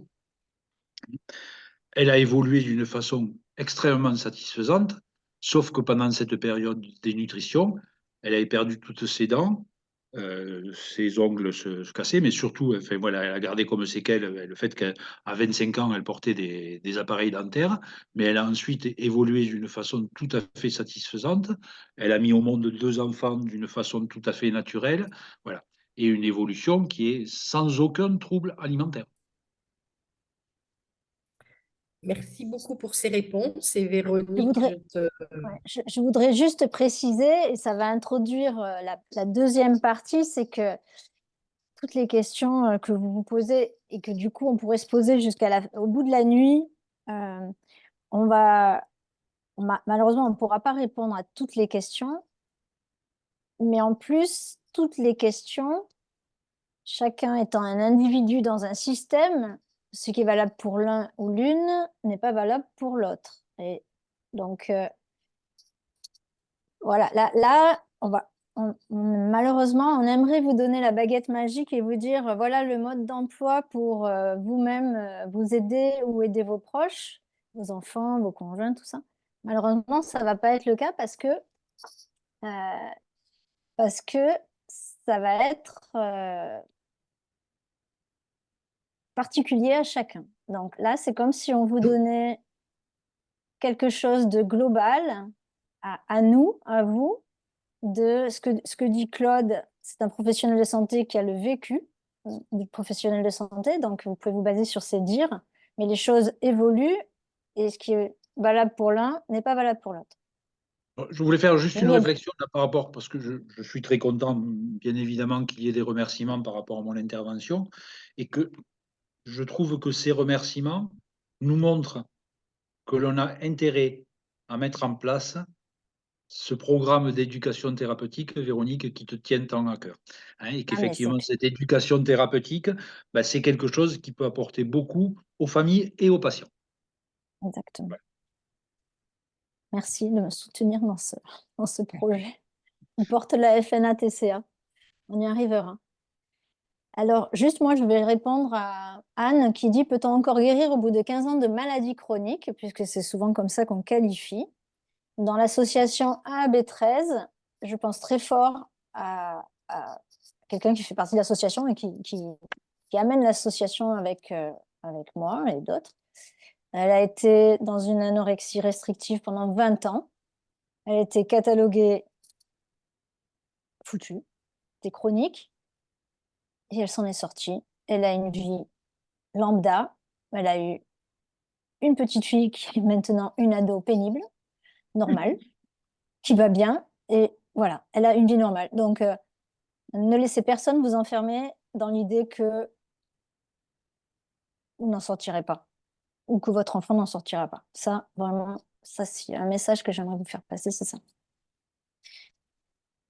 Donc, on en a parlé. C'est Philippe qui va, ça va certainement répondre à certaines questions. C'est quelle posture pour la famille? Qu'est-ce qu'on fait quand on est famille, entourage, face à la maladie de notre enfant, de notre proche? Qu'est-ce qu'on fait? Donc, Philippe, si tu veux. Oui, oui, je vais poursuivre avec ça. Donc, alors, le temps de le partager. Je vous rassure, vu l'heure, ça va tenir en une diapo. Et encore merci à, vous le voyez là, c'est bon? Voilà. Et encore merci à Claude hein, pour l'intervention extrêmement claire, pédago. Ça nous a beaucoup aidé parce que nous, parents qui sommes dans des associations depuis un moment, on est bien informés, mais on en apprend encore toujours finalement. Donc c'est quand même extrêmement intéressant. Alors, la petite présentation ici, ça s'adresse vraiment aux parents en termes de posture vis-à-vis des enfants, des conjoints qui souffrent de TCA. Les quelques recommandations ou les quelques points qui figurent sur la diapo, c'est une synthèse d'éléments que nous avons partagés au sein de la FNA avant de vous les présenter là. Ça ne vaut pas effectivement ni exhaustivité ni parole d'évangile. Et on commence par ça d'ailleurs. Il n'y a pas de réponse unique, hein, comme on le disait tout à l'heure. Il n'y a pas de réponse unique. Chaque cas est un cas, c'est fonction de l'âge, du TCA, de la structure familiale et de tous les éléments que Claude d'ailleurs a explicité tout à l'heure. Alors, je pense que au niveau, parce que le public qui est avec nous ce soir, je pense, est très divers. Il y a des gens qui sont des parents qui sont déjà au sein d'associations et qui connaissent beaucoup des éléments qu'on va présenter ici, parce que vous pouvez les entendre dans le groupe de parole, et d'autres, en revanche, qui vont découvrir, et j'espère que ça pourra, et on espère que ça pourra les aider. Donc, pas de réponse unique, hein, c'est une évidence. L'autre point qui vient ensuite, c'est d'échanger avec les soignants. On est vraiment dans un co-travail, co-construction, et il est important de faire confiance. Il est important de faire confiance. On le répète régulièrement, nous, en association. Enfin, moi, je suis au sein de l'association de l'Ouest hein, qui travaille sur le... Je ne me suis pas présenté, pardon, qui travaille sur le 44, enfin, la Loire-Atlantique, la Vendée et le Morbihan essentiellement. Donc, mais on ne peut pas être en opposition avec les soignants, même si par moments, effectivement, c'est dur, on peut ne pas comprendre, mais il faut aller chercher des explications, il faut discuter, et on est vraiment dans cette co-construction pour un parcours de soins en faisant confiance. Ensuite, sur le plan plus familial, le troisième point, qui est un danger et qu'on a tous vécu quand on a été parent d'enfants malades ou de conjoints malades, c'est d'éviter le danger d'enfermement, tout à la fois pour la famille, la fratrie, voire le couple. Et donc, il faut se faire aider. Ça va faire avec le point suivant. Il faut vraiment se faire aider parce que trop souvent, c'est un sentiment de honte, de culpabilité, d'impuissance et on n'ose pas forcément en parler. Et quand on en parle, d'ailleurs, on constate trop souvent de l'incompréhension.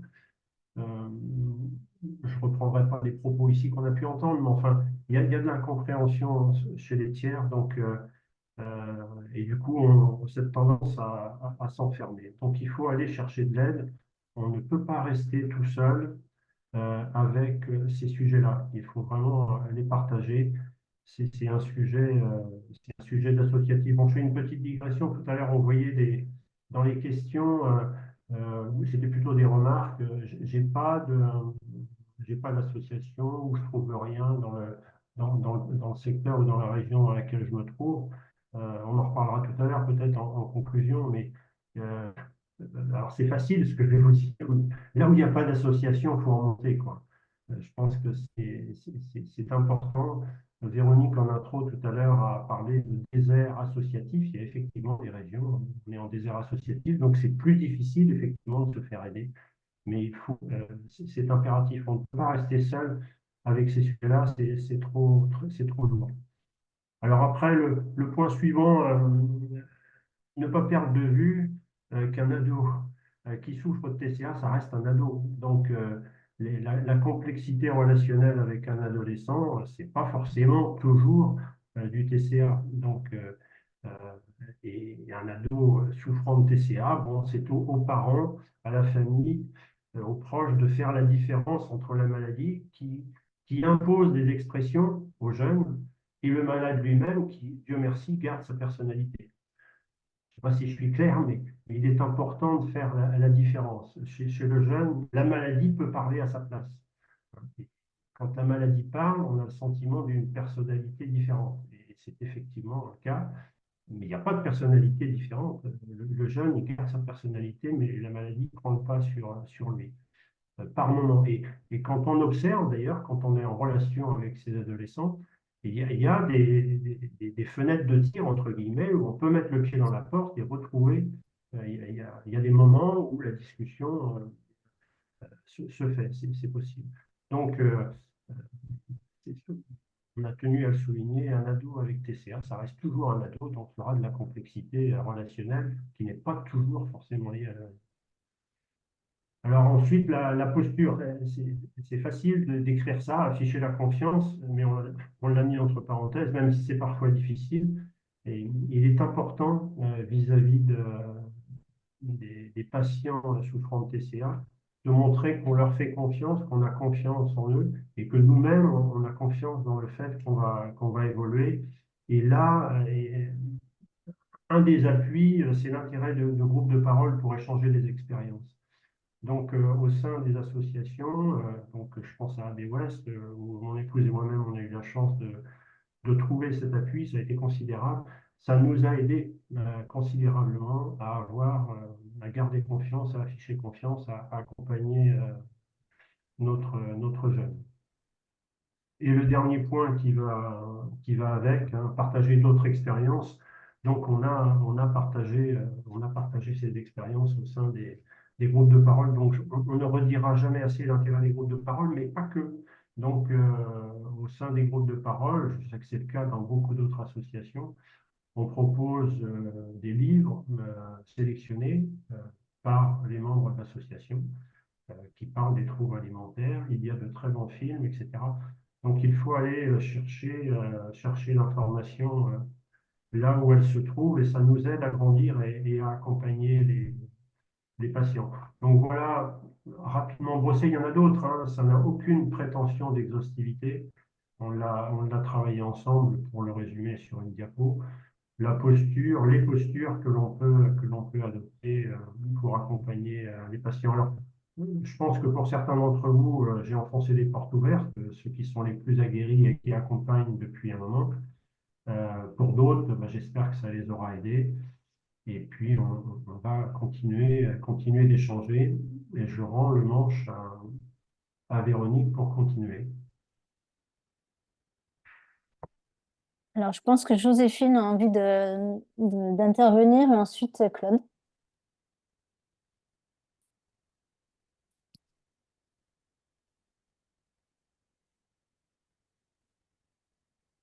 Je voulais juste rebondir sur un peu cette présentation parce qu'elle est faite en direction des familles. Mais moi qui suis une personne souffrant d'un TCA, notamment d'hyperphagie boulimie, il y a beaucoup de choses qui peuvent aussi nous être appliquées, et dans l'idée de ne pas nous culpabiliser, que ce soit les proches, l'entourage, les amis, les professionnels, c'est quelque chose qui est primordial, et de savoir et de répéter, Claude, tu l'as vraiment clairement dit, que c'est une vraie maladie, hein. Je dis toujours, moi, dans les groupes de parole, mais quand vous croisez quelqu'un qui a un cancer, vous n'allez pas lui dire, mais pourquoi tu as un cancer? Fais un effort quand même, tu n'as qu'à lui dire de partir. Ben non, nous, c'est pareil, on ne peut pas arrêter de manger, ou manger plus ou manger moins. Voilà. C'est aussi ce qu'on a trouvé pour pouvoir vivre tous les jours. Et imaginez que c'est une bouée de sauvetage et qu'on ne peut pas l'enlever tout de suite, autrement la personne va couler. Voilà, cette image de bouée de sauvetage, je trouve pour moi elle est vraiment très parlante. Et c'est vrai que la maladie fait faire des choses ou fait dire des choses. Tu parlais de manipulation, Claude, mais oui, notre cerveau peut être manipuler notre personne, et c'est pas facile, mais c'est important, que ça soit pour la personne malade ou l'entourage, de pouvoir faire la différence entre les deux. Voilà, je voulais juste dire qu'il y a pas mal de choses qui pouvaient être calées à la fois sur l'entourage de la famille et à la fois sur les personnes qui sont également souffrantes de TCA. Merci, Véronique. Bonne.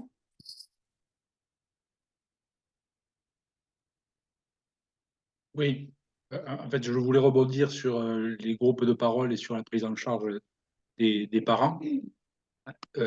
Il y a des études qui ont été faites sur l'évaluation des thérapeutiques, et que dans toutes les évaluations qui ont été faites, il n'y a aucune thérapie qui a apporté la preuve réelle de son efficacité, sauf la prise en charge familiale des groupes de parents pour les adolescents souffrant d'anorexie. Donc effectivement, l'importance de ces groupes de parole, elle est capitale. Voilà, c'est tout ce que je voulais rajouter. Mais je rebondis sur la question de quelqu'un qui demande que pensez-vous de l'intérêt d'une psychothérapie familiale et quelles sont les clés selon vous pour que cela soit positif. Tu me diras si je me trompe, mais la thérapie familiale ou multifamiliale, déjà, excuse-moi si tu l'as dit et que j'ai zappé, il n'y a pas de traitement pour les troubles alimentaires. Vous avez mal à la tête, vous prenez le Doliprane, ça passe. Vous souffrez de TCA, il n'y a pas de cachet miracle. Il y a des médicaments, des thérapeutiques médicamenteuses qui vont pouvoir vous aider à gérer un peu le stress, l'anxiété, tout ça. Mais il n'y a pas de médicament miracle. Par contre,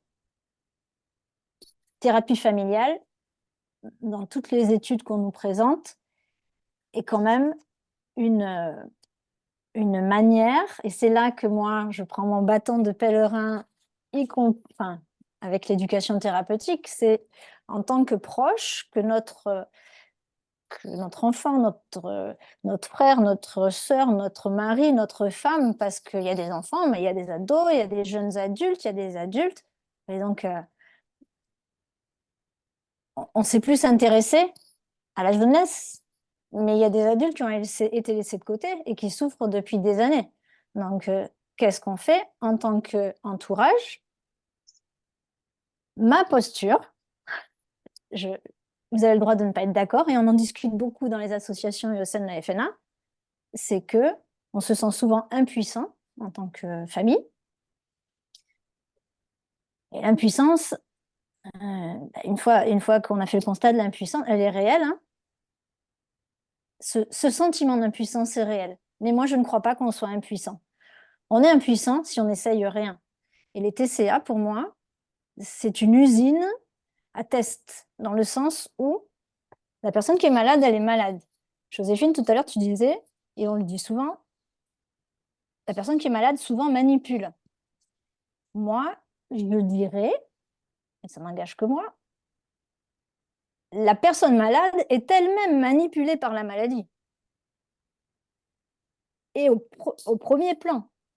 Donc, donner ce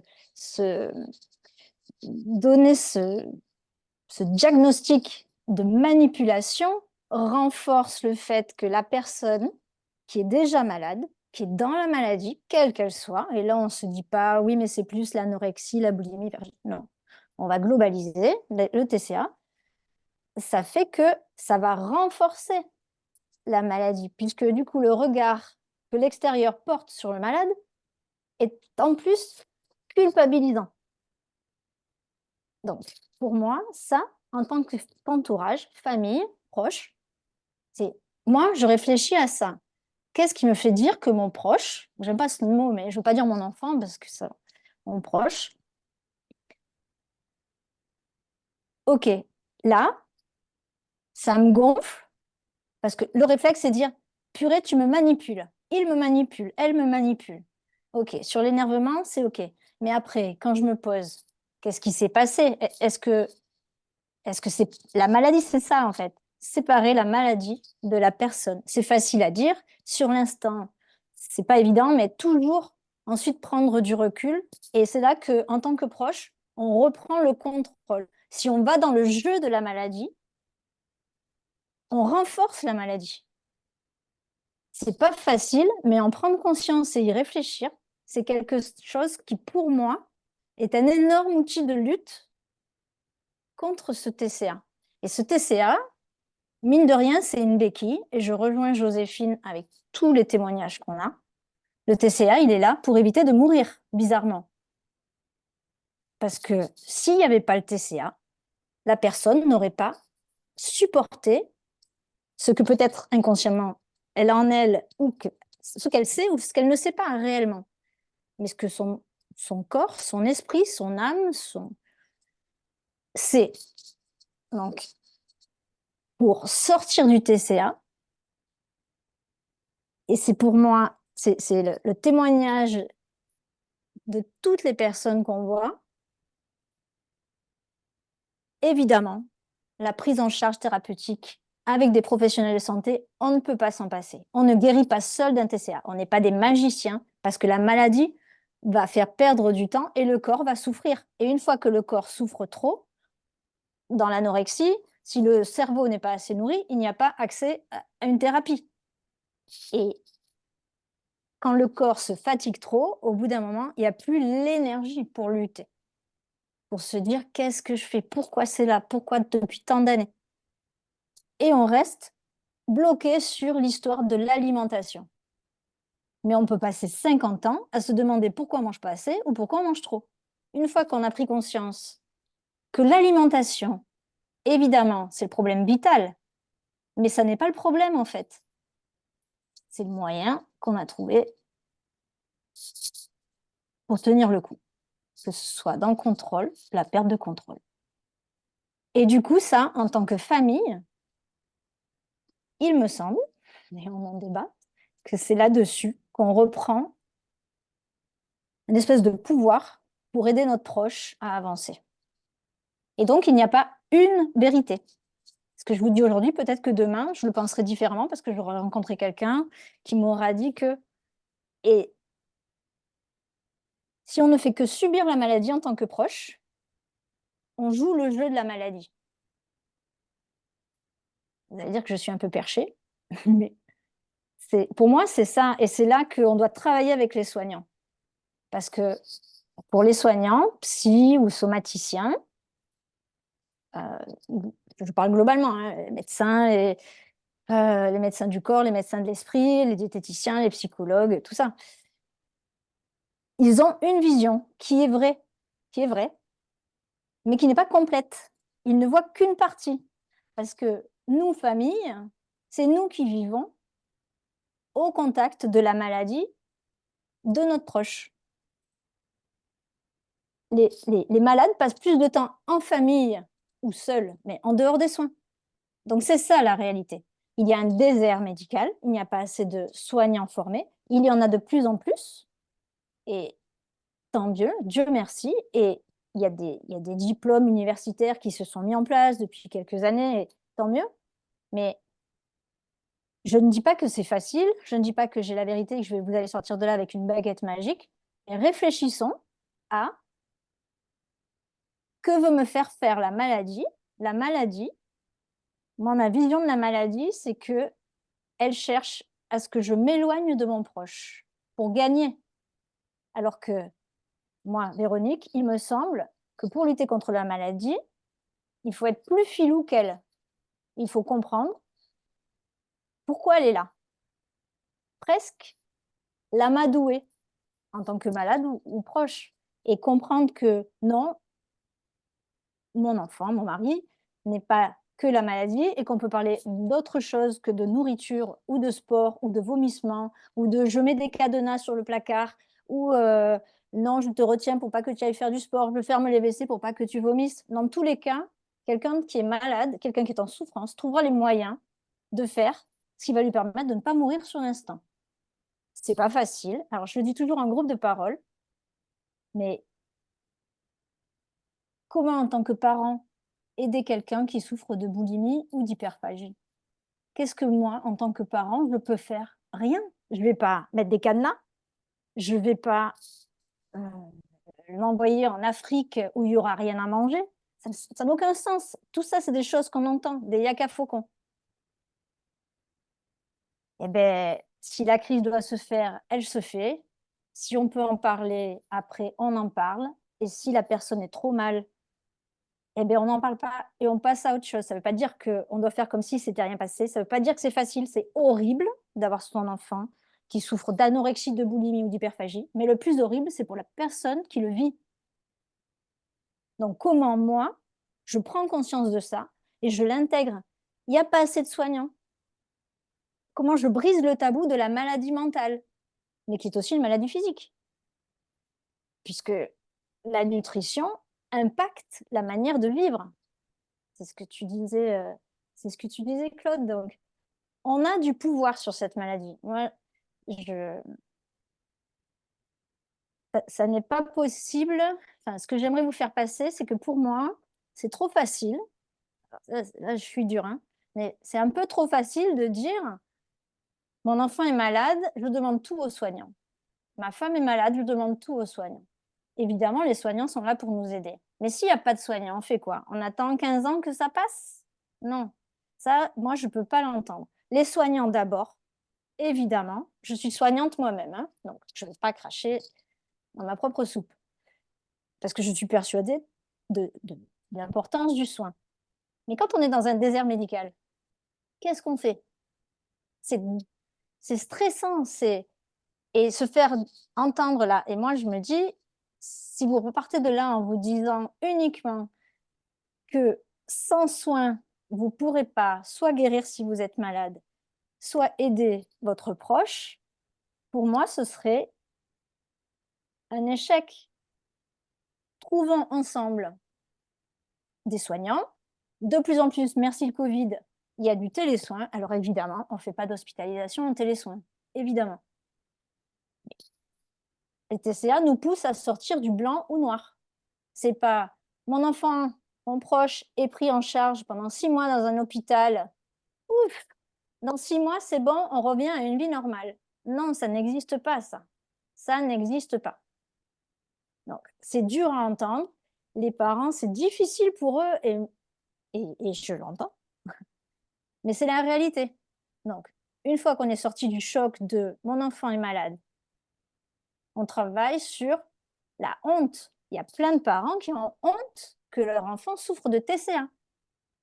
Mais, et je rejoins Joséphine, si votre enfant souffrait d'un cancer, est-ce que vous poseriez la question de, par exemple, on nous pose souvent la question, qu'est-ce qu'on fait pour les études de notre enfant? Quand même, Pétard, il a le bac. Pétard, il prépare les concours. Zut, quoi. Comment on fait? Ben moi, je vous dis, si votre enfant avait un cancer, vous ne vous poseriez pas la question de savoir si votre enfant doit continuer les études ou pas. Vous attendriez qu'il soit guéri, qu'il aille mieux, et que, après, vous voyez, c'est ça qui pour moi est important. Donc, c'est un sujet qui me tient tellement à cœur que je pourrais vous garder toute la nuit. Du coup, l'idée de la dernière partie de cette soirée, c'était de dire qu'est-ce qu'elle fait la FNA-TCA? Eh bien, la FNA-TCA, déjà, elle met un peu les pieds dans le plat. Elle travaille avec les professionnels de santé parce que c'est fondamental, mais elle ne se positionne pas en tant que professionnelle de santé. Donc, elle essaye de trouver des pistes pour que malades et familles, on arrive à avancer, si possible avec les professionnels de santé, pour motiver les professionnels de santé à se former, pour créer du lien entre les associations, entre les familles et les malades, même si on n'habite pas sur le même territoire. Et oui, comme on disait tout à l'heure, il n'y a pas beaucoup d'associations.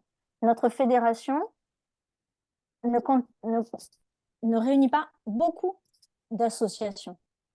Et c'est normal, parce que quand on est malade, on n'a pas l'énergie de créer une association, c'est difficile. Et quand on est parent, eh ben, on a la tête dans le guidon, parce qu'on est confronté aux troubles alimentaires, donc on n'y arrive pas. Donc, il faut trouver une fenêtre de tir, à un moment où le ciel est un peu plus bleu, pour se dire, allez, j'y vais. Et même si on n'a pas de solution à apporter, personne n'a de solution à apporter. La FNA-TCA, elle est là pour vous aider, elle est là pour vous donner des pistes, elle est là pour vous guider, pour qu'on discute, qu'on échange, qu'on ait ce genre de soirée. Et là, je voyais 2 personnes de Bourges ou de la même région. Ben voilà, ça crée du lien. Ça n'est pas magique, mais ça peut aider. Donc en tout cas, peut-être que ce qui va ressortir de cette soirée, c'est que beaucoup de questions restent en suspens. Beaucoup d'angoisse, c'est évident. Beaucoup de colère, beaucoup d'inquiétude, beaucoup d'incertitude, mais aussi beaucoup d'espoir. Comme tu disais, Claude, c'est quand même... il y a eu beaucoup d'avancées et on revient de loin, mais ce n'est pas encore suffisant. Et moi, je ne veux pas me satisfaire de « on revient de loin ». Parce que pour les personnes qui sont malades maintenant, c'est certes mieux qu'il y a 20 ans, mais c'est certainement moins bien que ce que ce sera dans 20 ans. Donc, on ne va pas se contenter de ça. Ce n'est pas possible. Voilà. Donc, on a des ressources, on a des ressources à vous partager. Je vous partage juste peut-être un petit truc pour vous montrer. Donc, ça, c'est juste pour vous dire qu'il y a des choses à aller chercher sur Internet que vous pouvez nous demander. On n'a pas toutes les ressources, mais donc évidemment sur le site de la FNA-TCA, sur le site de la Fédération française anorexie boulimie, qui est le site des professionnels. Et renseignez-vous auprès des francophones. Au Québec, ils sont évidemment en avance sur nous, donc il y a plein de vidéos. Essayez de voir, de lire, de partager, et c'est vraiment intéressant. Alors là, il y a quelqu'un qui bloque mon... Excusez-moi, mais il y a quelqu'un qui bloque mon écran. Ah, je ne vais pas y arriver, je crois.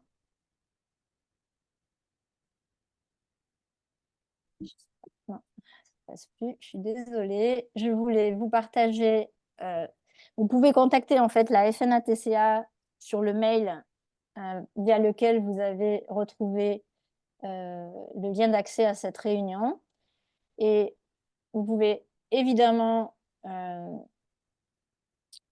soutenir la FNA-TCA. On n'est que des bénévoles. On n'a pas de soutien financier des millions. Mais par contre, vous pouvez soutenir la FNA. Vous pouvez surtout rejoindre des associations autour de vous ou même un peu éloignées de vous. Parce que de plus en plus, les associations sont comme tout le monde.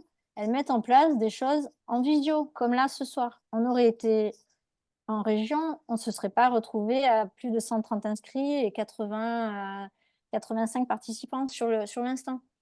Donc, rejoignez les associations, renseignez-vous auprès des associations. Ce n'est pas pour dire que vous vous engagez dans l'associatif.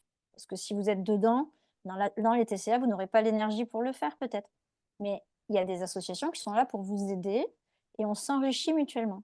Et vous pouvez aussi, on le redit, penser à un jour où ça va mieux, créer votre association, vous regrouper entre vous pour créée où il ne suffit pas de grand-chose pour créer une association. À 2 ou 3 personnes, l'association, elle est née. Et c'est simple dans la mesure où, par exemple, la FNATCA a créé un outil pour aider les personnes qui souhaiteraient lancer une association à le faire. Comme ça, il n'y a pas besoin de chercher. L'idée est là. On regroupe des informations et on se les partage. Voilà. Je vais essayer de sortir de ça. Mais est-ce que quelqu'un pourrait prendre la main?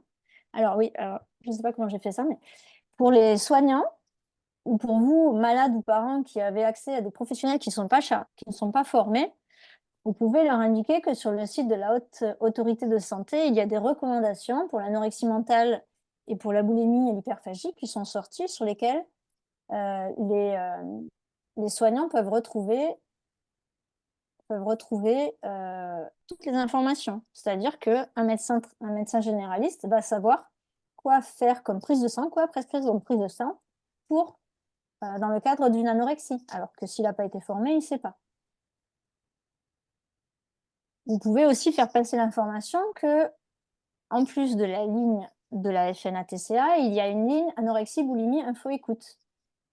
Avec des horaires, on va finir là, mais vous avez la FFAB, donc la Fédération française d'anorexie boulimie, qui édite un annuaire qui est en ligne avec les centres de soins. Ça ne veut pas dire que vous allez trouver une place demain, mais ça vous permet d'avoir des outils qui vont déjà vous faire avancer.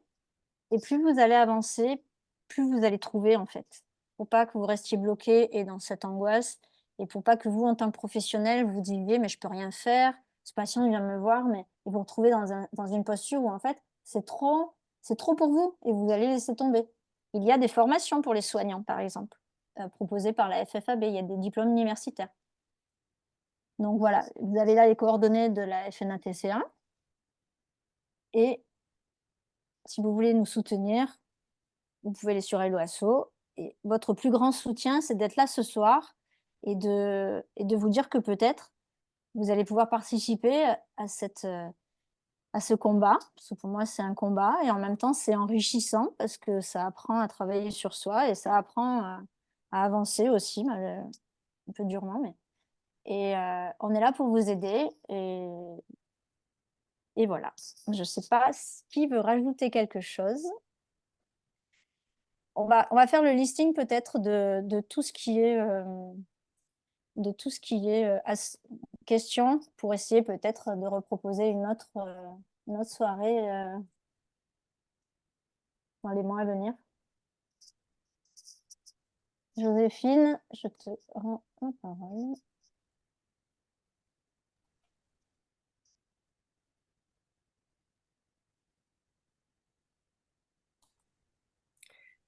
Je voulais juste dire, comme je dis toujours, qu'on fait quelques actions dans notre association, que c'est vrai que quand tu as raison, quand on est famille, on a la tête dans le guidon, quand on est malade, on est souvent dans un parcours de soins bien rempli.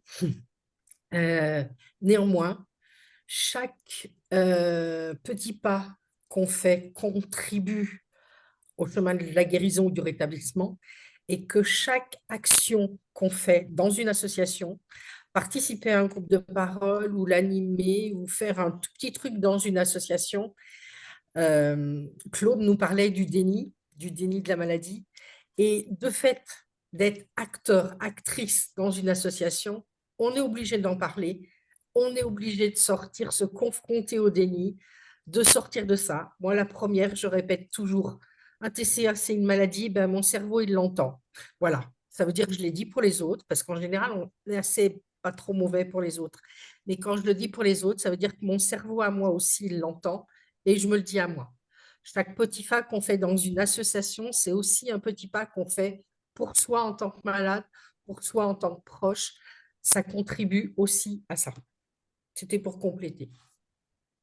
Ça donne du sens. Je voudrais juste te dire, en réponse aux personnes qui disent qu'elles sont dans des associations, pourquoi je vous propose de faire en sorte que vos associations se rapprochent de la FNA, parce que plus on sera nombreux au sein d'une fédération nationale et plus on aura de poids pour parler aux instances publiques. Ce qui manque aussi en France, c'est qu'on ait peu d'associations et peu d'adhérents dans les associations, parce qu'en tant que malade ou famille, je ne sais pas pourquoi, mais autant on a bien compris qu'il fallait adhérer tous les ans au club de tennis, parce que ça semble normal de renouveler son adhésion au club de tennis. Autant les associations comme les nôtres, les gens passent et ça n'est pas du tout, je comprends, mais la réalité c'est que si on veut que ça avance, il faut qu'on monte en charge au niveau du nombre d'associations, mais du nombre aussi de soignants, mais du nombre aussi d'adhérents dans les associations et d'adhérents qui restent adhérents. Tant mieux si ça va mieux, mais pour que les pouvoirs publics prennent l'ampleur, prennent en compte l'ampleur de ce qu'on représente, de ce que cette souffrance représente. Donc, la FNA-TCA, FINOD, essaye d'argumenter sur le coût des TCA. Quand on est reçu au ministère, on sait très bien qu'ils ne vont pas nous donner des sous pour nos jolis yeux. Mais par contre, quand on leur dit, vous savez, les TCA, ça coûte cher. Alors, effectivement, il n'y a pas grand-chose qui est pris en charge. Mais au niveau de la société, l'impact des TCA, quelqu'un qui devient malade, qui ne peut pas travailler, qui va être au chômage, ou qui va reprendre un travail, et puis qui après va être mis en maladie, puis après en invalidité, c'est un coût sociétal. Donc ça, c'est quelque chose qu'on cherche à développer comme discours, mais on a besoin de personnes qui s'investissent avec nous, pas forcément pour faire 40 heures de travail par semaine, juste dire, je suis adhérent dans les associations, parce que je veux que les pouvoirs publics voient qu'il y a des gens malades. Les pouvoirs publics disent, s'il n'y a pas d'adhérents dans les associations, c'est que ça n'intéresse personne et que c'est que donc il n'y a pas de malades. Pourquoi aider des gens qui n'existent pas?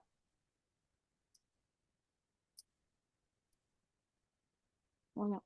Donc, rejoignez des associations, même si elles ne sont pas près de chez vous. Parlez-en, n'ayez pas honte, brisez le tabou, formez-vous si vous êtes des professionnels. Créons du lien. C'est nous qui avons le pouvoir de changer la situation et c'est comme ça qu'on aidera les soignants à soigner mieux parce qu'ils auront plus de moyens. Et donc, les malades seront mieux soignés, plus vite pris en charge. Plus longtemps on reste dans les TCA, plus c'est difficile, on ne va pas se leurrer. Donc, si les soignants ont plus de moyens, si les associations sont très présentes sur le territoire et que dès qu'il y a un doute, on sait vers qui aller, ça deviendra une pathologie comme une autre, dans le sens où je suis malade, je sais vers qui me tourner. Mon enfant est malade, mon mari est malade, ma femme est malade, je sais vers qui l'amener. C'est notre objectif à la FNA-TCA. Et donc, on a besoin de tout le monde, les professionnels, les familles, les malades. Et ça donne du sens. S'investir, et je rejoins Joséphine, s'investir, ça donne du sens. Ça fait dépasser la souffrance. Et on se dit, bah, tout ça, c'est pas pour rien, parce que ce que j'ai vécu, ça m'aide à comprendre ce que vivent d'autres. Et partager dans les groupes de parole, partager là, dans des choses comme ça, c'est fondamental pour avancer. Et peut-être que demain matin, vous vous réveillerez en vous disant, ah, peut-être, ah ouais, là, j'ai entendu ça. Non, je suis pas d'accord. Et c'est pas grave de pas être d'accord. Libérer la parole, c'est ça aussi. C'est accepter de dire, je suis pas d'accord. Ça veut pas dire que c'est nul ce que vous avez dit, mais moi, ça ne résonne pas en moi. Et du coup, je réfléchis à quoi mettre en place. Et du coup, ça avance. Merci. Vous ne me connaissez pas tous encore, mais voilà. La FNA-TCA, c'est ça. C'est des personnes différentes qui pensent différemment, mais qui avancent ensemble pour construire quelque chose. On ne dit pas tous la même chose, on ne pense pas tous la même chose, mais on avance ensemble. Voilà. Mais je vous remercie parce que normalement, on est tous pareils. La FNA-TCA, et là, je pense à Nadège qui est derrière le docteur Claude Arnaud, qui prendra certainement la parole la prochaine fois, parce que l'idée, c'est on n'est pas des orateurs, mais c'est juste parce qu'on veut faire bouger les choses que du coup, ça nous donne l'énergie, quoi. Et tant mieux si vous n'êtes pas d'accord avec tout ce qui s'est dit, et tant mieux si vous êtes d'accord avec certaines choses qui se sont dites, parce que c'est ça qui va faire avancer les choses. Merci beaucoup. Merci à tous. Merci vraiment beaucoup. à vous tous d'avoir été là et c'était vraiment chouette de partager ce moment. Certainement beaucoup de questions. N'hésitez pas à envoyer des questions par mail, plutôt par mail que par téléphone, s'il vous plaît. Et, on va faire le listing des questions et certainement que ça va nous permettre d'avancer ensemble et de vous reproposer des soirées comme ça si vous le souhaitez. Si vous êtes d'accord, on enverra peut-être un petit questionnaire. Alors, j'aime pas du tout les questionnaires de satisfaction parce que vous avez le droit de dire que c'était nul, mais au moins ça va libérer votre parole et c'est le but aussi. Et comme ça, s'il y a des questions qui vous viennent, on pourra faire une compilation. Voilà. Merci beaucoup et un grand merci pour cet exposé vraiment très très riche au docteur Claude Arnaud qui, avec son petit accent des Pyrénées, que je n'arrive pas à refaire, nous a régalé. Pas d'accent, moi, c'est toi qui Bonne as. à tous. Bonne fin de soirée. Et les questions auxquelles nous n'avons pas répondu, promis, on va les potasser et on y répondra. Voilà. Merci beaucoup à tous. Bonne fin de soirée. Allez, au revoir.